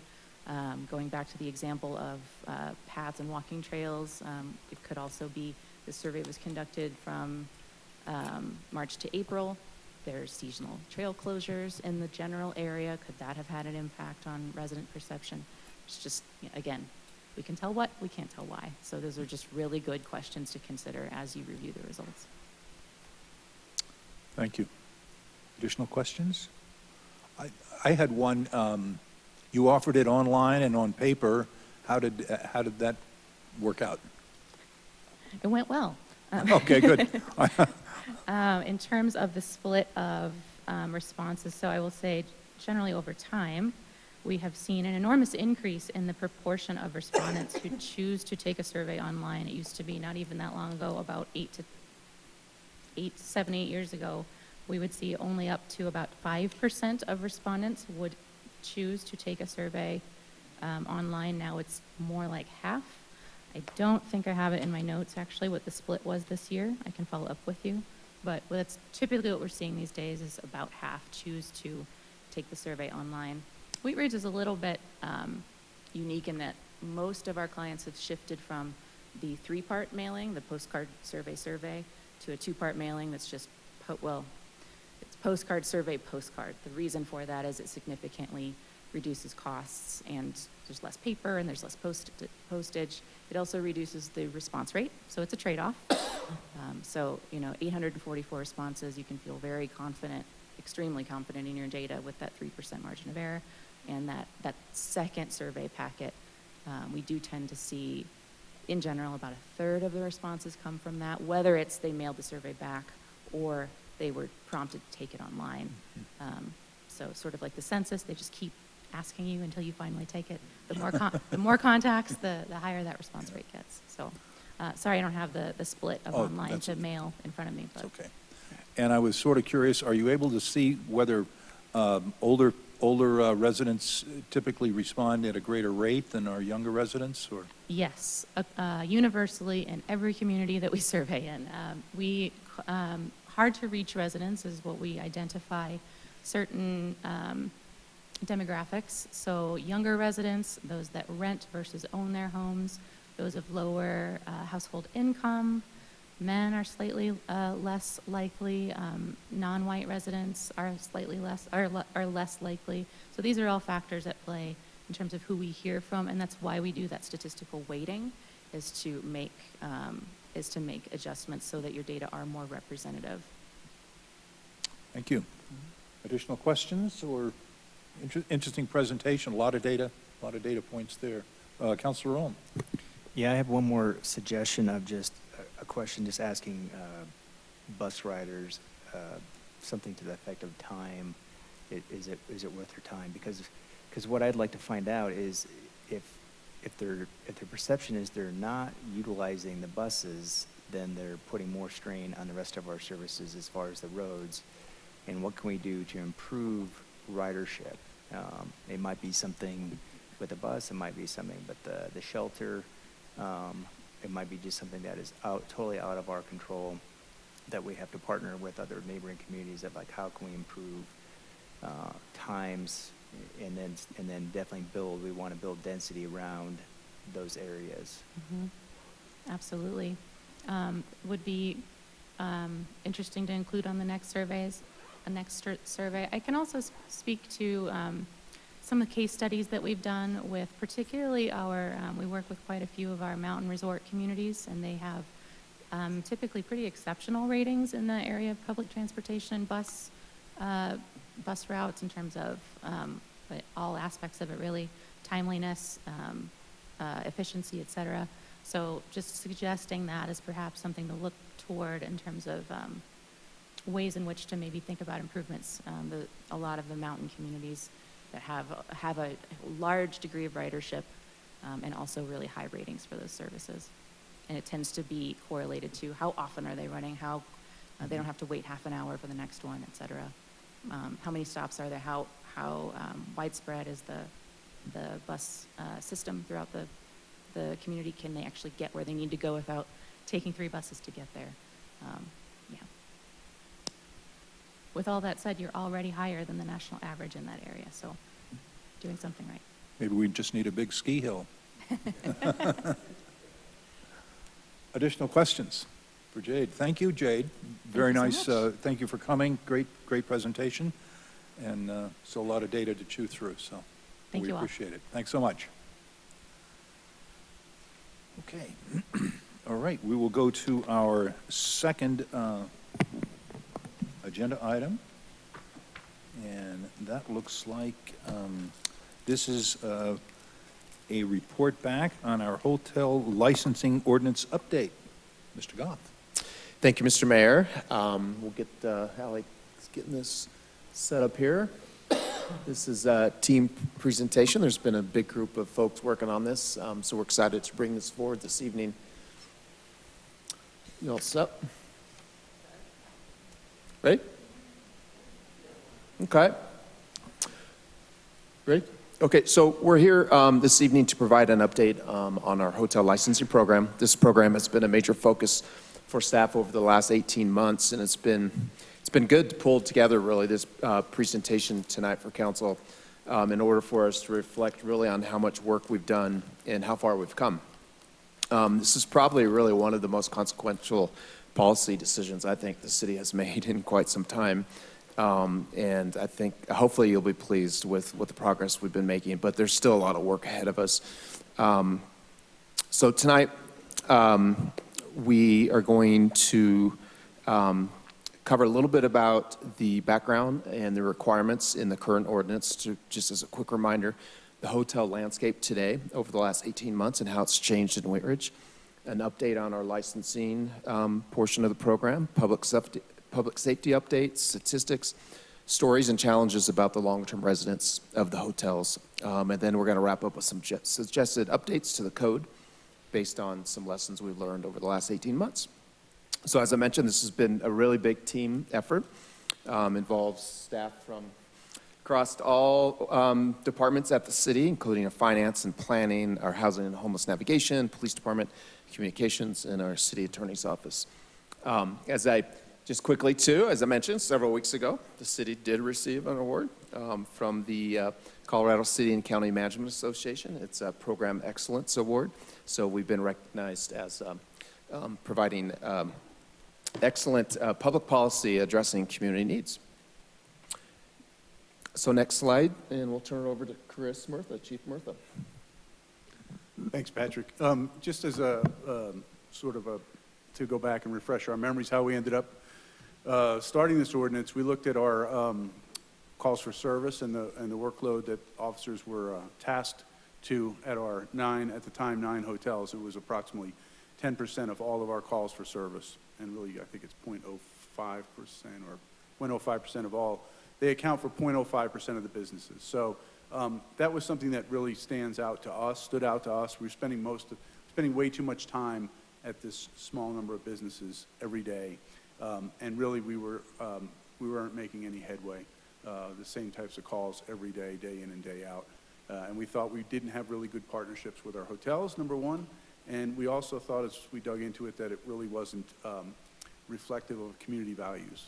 The more we engaged with some of the owners and some of the occupants there, the more we thought that this probably was not a value, a living accommodation that shared the values of the city that I've come to know. So that being said, we delved into some of the other cities around the nation that have taken this on, and we came up with this with an outline, and you obviously all weighed in on it, and this is where we are. So I'll talk more about where I think we are later in the later slides, but to suggest that this program is a success from the police department's perspective would be an understatement, and I think we'll show you that later on. Thanks, Chief. Just a reminder, so again, this was, October of 2021. So just as a reminder, let's just chat for a moment about the requirements that you all put in place for hotels. Thanks, Patrick. Those blocks are giant. There we go. So requirements of the hotel license: hotels must achieve and maintain calls for service rate, and Chief can explain a little bit more about what that means. And it was 1.8 that first 12 months, so last year, and this year it's 1.5. So we're monitoring them against that metric. Participate in the city's free, certified, crime-free hotel motel program, comply with landscape inspection program and, of course, building codes, have a security plan that's annually reviewed by the police department, and restrict guest stays to 29 days or less unless the property has obtained an extended stay addendum. I'll add that currently the hotel license fee is $300, and it's renewed annually. I'm gonna just will it. I'm gonna race Patrick. Thanks, Patrick. Great. Patrick, this is a beautiful picture. Patrick added some photos. For the extended stay addendum requirements, this is not Patrick's kitchen. So then you all added extended stay addendum requirements, and I'll just say that because of the likely cost for hotels to renovate to meet these requirements, we don't charge a fee for the extended stay addendum. They have lots of permits and, of course, construction. But those requirements say that the suite must be a minimum of 300 square feet with a separate living room and separate sleeping quarters, cooking facilities, maximum 2 people per dedicated bedroom, adequate storage, housekeeping must be available, 24-hour desk staffing, Wi-Fi available within the room charge, in-room or common area laundry, and then 3 or more of sort of some common area characteristics, including they could choose from business center, fitness center, swimming pool, meeting rooms, restaurant, food on site, etc. And all of these are listed in the ordinance attached in your packet. Great, thank you, Allie. I'd like to now talk about kind of the current status of our 9 hotels, and a lot of changes over the last 18 months and a lot of positive ones. So when the hotel regulations were developed and adopted, Wheat Ridge had nine hotels. Shortly thereafter, the Howard Johnson Hotel, located on West 44th Avenue in Ward, was sold to Second Chance Homes. It was rezoned to mixed-use commercial zoning on January 10th of 2022. The building permit was issued in October of 2022, and remodeling is currently underway to convert the 108-room hotel and restaurant into approximately 100 units of workforce housing, ranging from $1,100 to $1,500 per month for rent. For studios up to, they'll have a couple two-bedroom units. In January of this year, Terrapin Hospitality, the owner of the Holiday Inn Express in Wheat Ridge, purchased the American Motel. We all know where that is. The site was rezoned to mixed-use commercial interstate on July 11th of last year in anticipation of redevelopment of the site. Trinsic Residential Group is now under contract with Terrapin to purchase the property by January of next year for a scrape and redevelopment project for the construction of a 350 multi-unit residential development. And we are working with Trinsic right now to either provide a small percentage of affordability on site or to contribute cash to the city's housing fund. They'll get the choice. Trinsic is currently working through design and architectural plans. I think we just found out today they were submitted a couple weeks ago to the city. With anticipated submittal, they've already submitted it. So in the meantime, Terrapin is continuing to operate the American Motel as a motel. In May of this year, the Best Interstate Inn at 4735 Kipling Street sold to Villa Property Management. It's a real estate firm out of Salt Lake, Utah. Villa just submitted an application to rezone the property to mixed-use commercial interstate. They intend to renovate the current structures on site to create deeply affordable multi-unit community complete with case management and on-site services. Villa is not currently accepting overnight stays at this location, but they are working with their current residents to assist them in relocating to permanent housing. So big changes, and 3 of our motels are moving on to different uses. The remaining 6 hotels, Apple Inn and Suites was formerly Affordable Inn. Our Holiday Inn Express, Super 8, Motel 6, La Quinta, and Comfort Inn are all still in operation, and they're remaining compliant with hotel and business license requirements. The chief will speak to the improvements they have been making in their calls for service rate. And finally, the Clear Creek Crossing development is going to see up to potentially 3 new motels. The first motel, Hampton Inn, has an approved specific site development plan and is expected to submit a building permit this month. In addition, a second hotel, I think, just had its pre-application with the city, and there's potential for a third hotel also. With that, I'll turn it back to Ally to give a licensing update. Thank you, Mr. Goff. This is just a quick screenshot of what's on our website.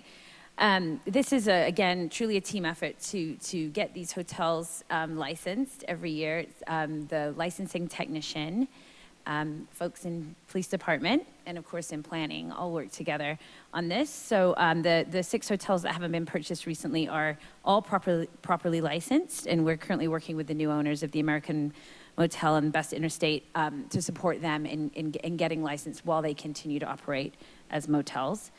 One hotel, the Apple Inn and Suites, is in the process of applying for the extended stay addendum. So they plan to renovate a portion of their property. I think there's a couple of buildings on that site. Could be wrong. Am I getting Best Interstate? They've just got the one, but they're looking at renovating a portion of the property for extended stay. And actually, when Mr. Klein gets up here and we talk about some recommended code updates, we have something about extended stay that we want to present to you. 2 of the hotels were not eligible to renew their license in January, and I can share that was Motel 6 and Best Interstate, because they did not achieve the 1.8 call for service rate in 2022. So they were given an extension of their existing license. Of course, Best Interstate sold, so that resets. But it looks like the Motel 6 will end up likely complying with this year's CFS rate of 1.5. So this is sort of just a little bit of an illustration of the work and the monitoring and the sort of ongoing conversations.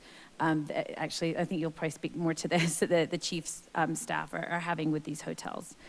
And then finally, I just want to share that in December, we actually, if you might recall last year, you authorized or we codified an administrative subpoena process where we could actually go and ask the hotels, we could subpoena the hotels administratively for their guest logs. And we did an initial review of their guest logs, and it was very, very challenging. We got boxes of bits of paper and Post-it notes and all kinds of things submitted to go through and try and organize and get into some, to sort of try and help us paint a little bit of a picture of what is actually happening in the hotels. No one's been penalized. We're trying to sort of educate, partner, really partner with the management folks to say, hey, here's really what we need to see. Here's the intent of the ordinance. And all this to say, it's been a great deal of work, but as Mr. Goff said, probably one of the most impactful policy decisions you all have made, and we're working hard to implement it.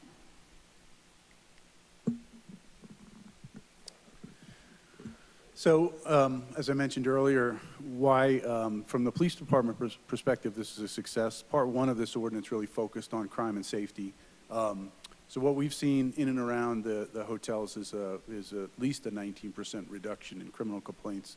To be honest, if we had our crime analyst wasn't off for a couple of weeks, we would probably have an even higher number. Last year, overall, our crime reduction in the city was 26% year over year, and we've seen that in those similar numbers up in and around the hotels, which I think is important because we postulated that the hotels were sort of a nexus for criminal activity, and now we're seeing that in our numbers.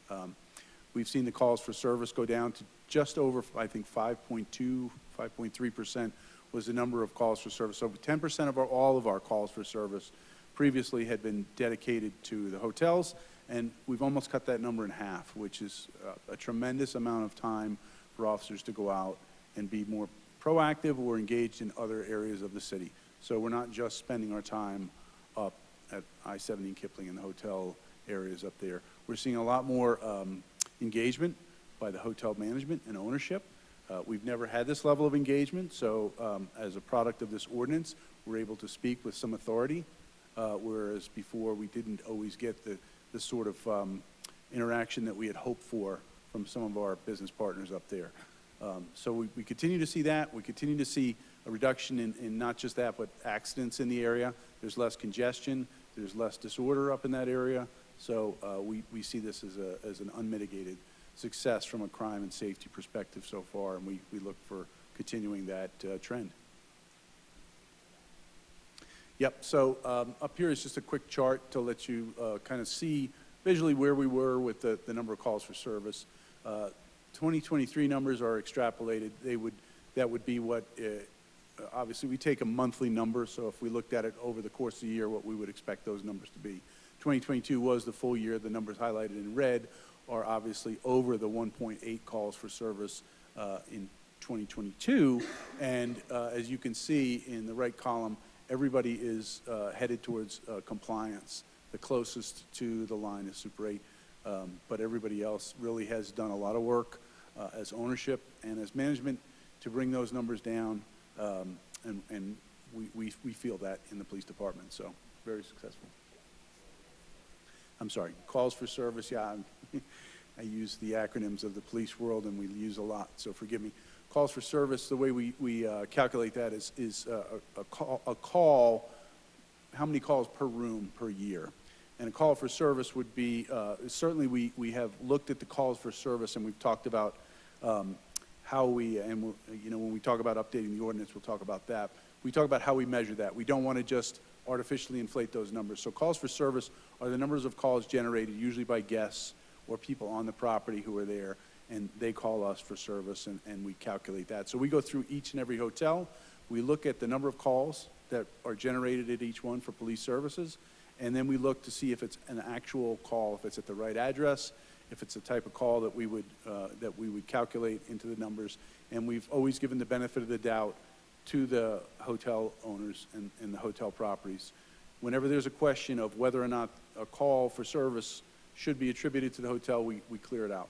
On days where there's severe weather, we clear the whole day out for that hotel that participates. We don't want to penalize them for taking folks in during those days. So we've made those adjustments, and we continue to look at those numbers to make sure that they are the most favorable to the hotel, but certainly holding them accountable. So that's how we get the calls for service numbers.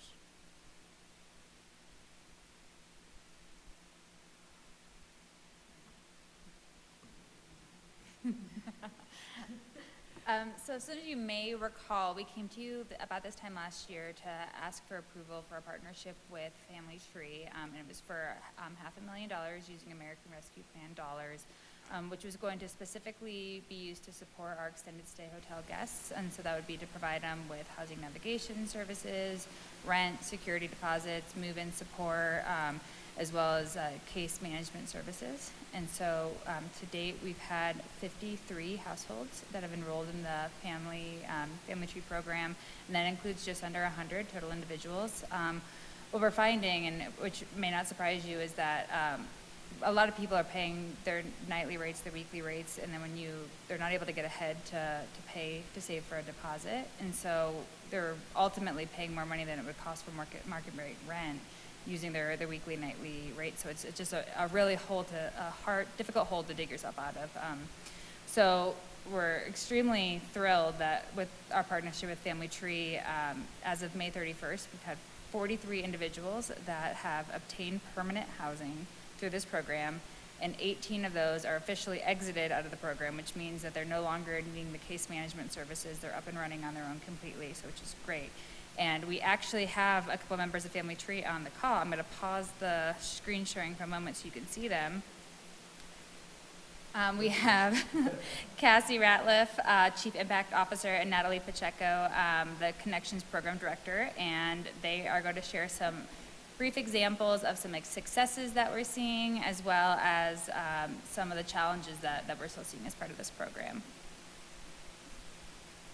Hi, can you all hear me? Yes. Awesome. Well, thank you all for having us here tonight. We truly appreciate this opportunity, and even more the funding to be able to support the households who have been exiting this program. And like Marianne said, Family Tree's role here has really been to provide those individuals and families who are exiting the motels with supportive services, like whatever folks might need to get their home set up, and that first month's rent and deposit. As you can imagine, a lot of folks who've been living in the motels don't have those household items that many of us have when we move from one place to the next. And so it can be, not only is it costly to come up with the first month's rent and deposit, but also stocking your fridge, learning how to cook again, buying beds and things like that. Those can all be pretty costly. And what we've actually found, where we thought we'd spend a little bit more money on rent, we've actually spent a little bit more on the household side, getting people set up. So that was interesting for us. We have had about 70% of the folks who initially reached out to Family Tree enroll in the program, which I think is actually a pretty high statistic considering some of the challenges that we had up front in the beginning of the program. A lot of the folks were not excited that we were coming in. They had been living in the motels for years. I think we had met someone who had been there for 17, 18 years living there. So they were not really excited when we were showing up saying, hey, we want to help you move on.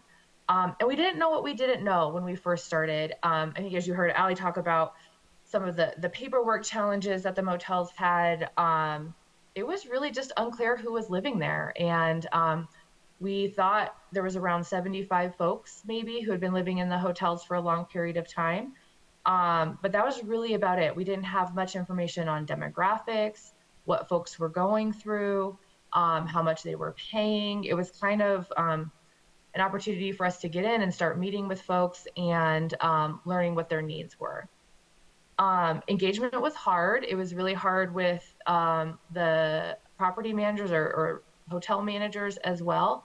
And it took time, but once we got going and once people really started seeing some of the outcomes that we could have, more and more folks started reaching out to us. And I think we were able to see some really great successes. Often the hotels are a last resort before a person experiences homelessness. People do have opportunities to pay those daily rates. And so they kind of get stuck in this hustle and bustle of coming up with money to pay rent on a daily basis. And again, some of these hotels were not even charging rent on a daily basis. They might let folks slide for a little bit. We had one gentleman who they were letting him stay there until he got his Social Security, and he was just going to pay them back with his back pay. And by the time we started working with him, he had owed almost $5,000. And so one of the biggest barriers we've had to serving folks in the motels has been the fact that a lot of folks have little and oftentimes no income or consistent income. They might be out panhandling or borrowing funds. And so we were a little surprised to see how many folks did not have much income to pay their rent there. All the folks who had really, not all, but the majority of the folks who had consistent income, those are the folks that we're talking about who've been able to obtain housing and even move on from the program already.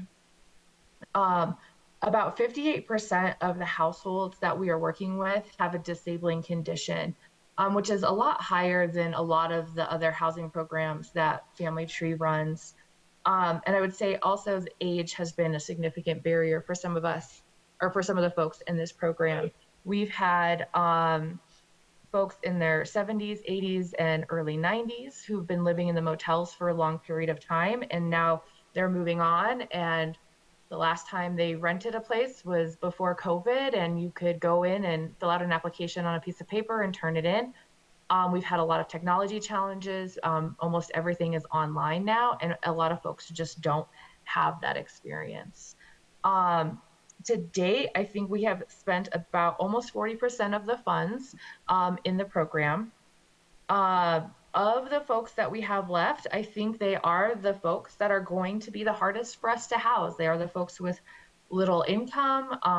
We are working closely with Foothills Regional Housing Authority to identify more affordable options for folks, subsidized complexes or subsidized units or vouchers.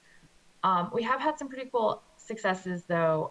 One of the first clients that we worked with is 88 years old, and she was actually staying at at the La Quinta, and they enacted the 29-day ordinance pretty early on, and she had been living at a different hotel, a different La Quinta that had some problems, and they transferred her over here. And when her 29 days was up, they just kicked her out of the room, and she was sitting in the lobby, didn't know what to do, didn't have any of our contact information yet. Finally, someone at the motel gave her a flyer, and we were able to get in touch with her. She did not have any transportation. We ended up having to go to, and this was, I think, in November, so it was pretty cold out and snowing. Eventually, the hotel asked her to leave the lobby, and she had to go sit outside. We were able to get transportation for her. We were able to get her into a different room at a different motel. And then we were able to partner with Foothills in order to get her a voucher so she has permanent affordable housing. That was probably one of our more stressful moments. We just weren't sure what we were going to do. And if I'm being honest, a lot of us were just feeling for her. She reminded us of family members or grandparents, and really wanted to make sure that we were able to keep her safe.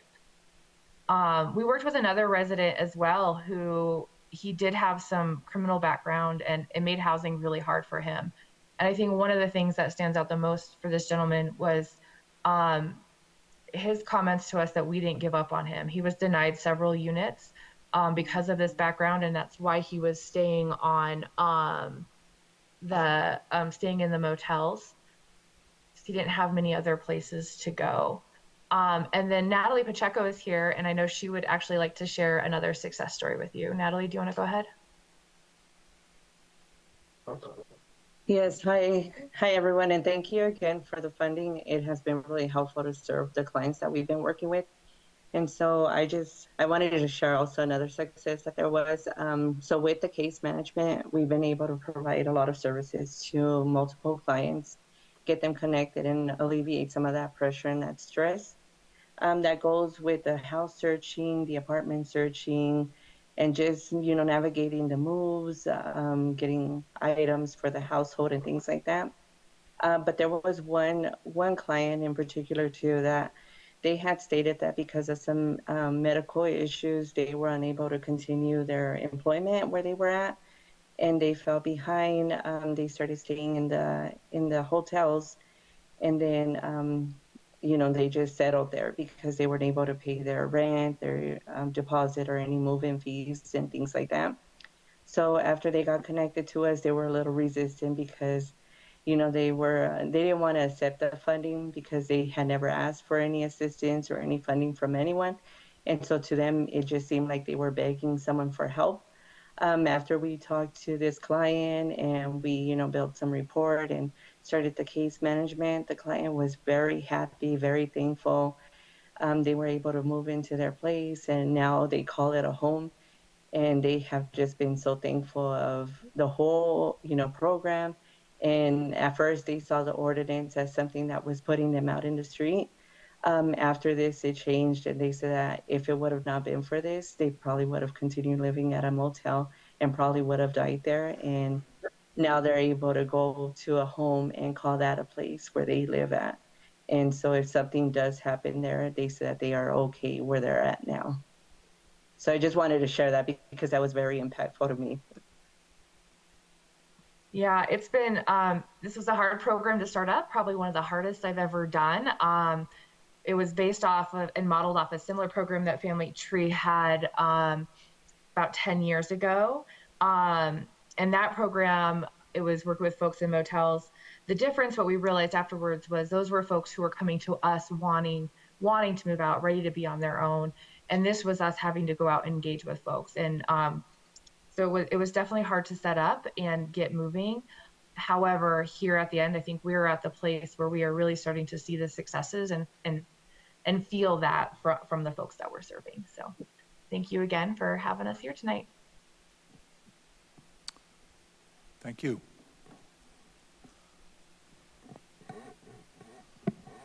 Thanks, Cassie. And now we'll turn it over. It's our last slide, I believe. Nick Klein. As I mentioned, we do have a couple recommendations for some changes to the ordinance, and Mr. Klein has been helping us with that. So, Nick.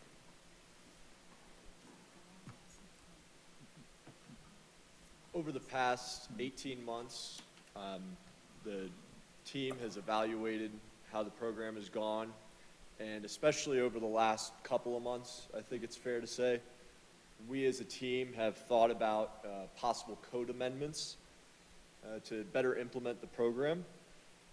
And the first amendment would be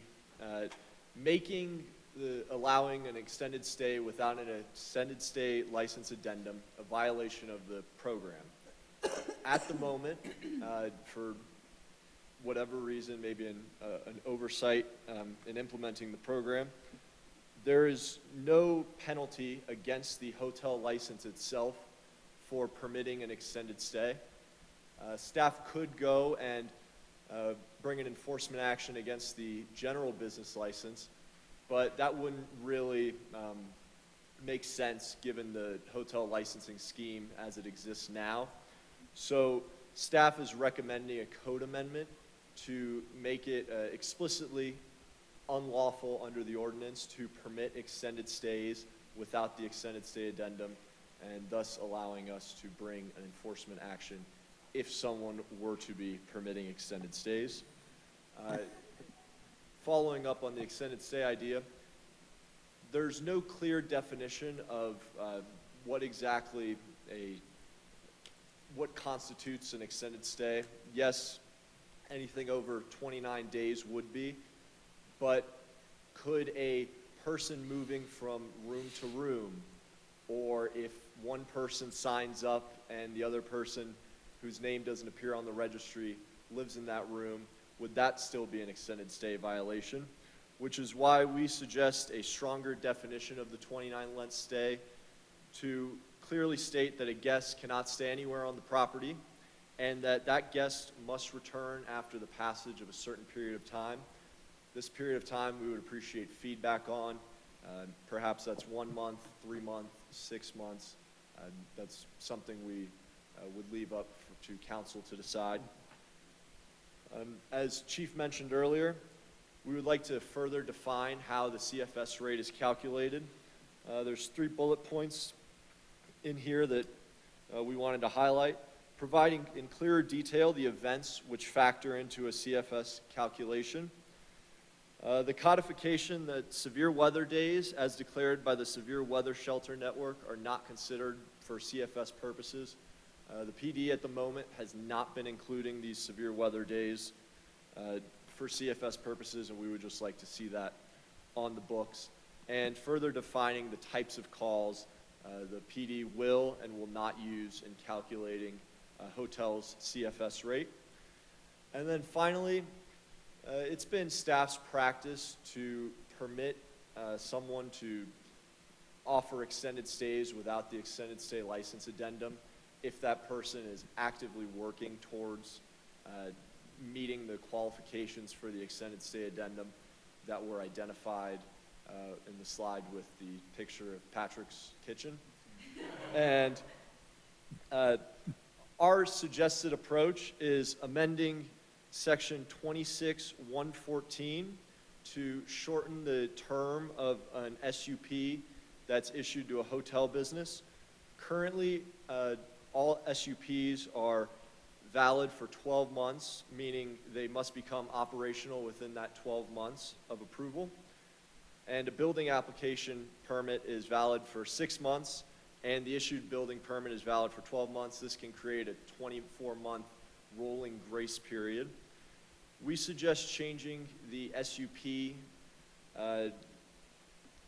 validity timeline to 6 months to match what the city currently does for retail and medical marijuana businesses. So there is a bit of a precedent there to have a shorter and lifespan SUP. And those 4 suggested amendments together are what we think as staff would help in implementing the program further. Great. Thanks, Nick. That's our presentation this evening, our update. Well, we're here for any questions you may have. Okay. And then looking for some potential consensus on bringing forward an ordinance on these amendments. Terrific. Councilor Hoppe. Thank you, Mr. Mayor, and thank you for the presentation. I would like to ask for consensus to go forward with the 4 suggested amendments and add a 1-month time gap for the requested time difference between when they can be in the hotel.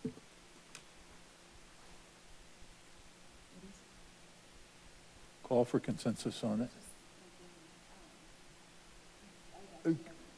Okay, you want to? Councilor Hulteen. Thank you. So with the 1-month period, I'm just sort of thinking about sort of how that measures against like people bumping around, and if what we're trying to do, if we're trying to encourage people to be staying in places that are appropriate for long stays, I think a little bit more time in between resetting will help encourage either hotels to move towards complying with the extended stay addendum, and not just have people bouncing around from place to place. And with the strength of the services that we're providing and support that we're providing, I guess I'd like to propose a 3-month, actually 2-month on that. Then the consensus comes back instead of 1 month, 2 month, otherwise remains the same with what Councilwoman Hoppe. Well, we seem to have consensus on that. Okay. 2 month? 2 months, and then okay on everything else. Okay. And we'll bring back more research on the Yeah. 1 month, 2 month, and just so you Okay. have more background on that. But That's it, really, for tonight, unless you have any Okay, questions for us. does that answer all your questions? Counselor Hulteen? Not a question, just a quick comment. I just want to just acknowledge our staff's, like, just humane approach to this Yeah. with zeroing out severe weather and just recognizing we are still dealing with humans who have human needs. And I just really appreciate the flexibility and, like, just the human-centered approach to that. So just, I want to recognize staff for that approach. Okay, does that get all the questions? Okay. Thank you. Thank you very much. Great report by staff and the chief. We appreciate your work out there and your team's work. I think it's really encouraging that we've seen a significant drop in crime, particularly in the hotel corridor up at I-70. So thank you all. And let's see, that sort of concludes the things that we had on the agenda for our study session. Do we have any other reports from staff or elected officials before we conclude our operations tonight? Doesn't look like any. We will not be here next week, so have a great Juneteenth and a little break off, and we'll be back on the following week. So drive safely throughout our city. Thank you very much.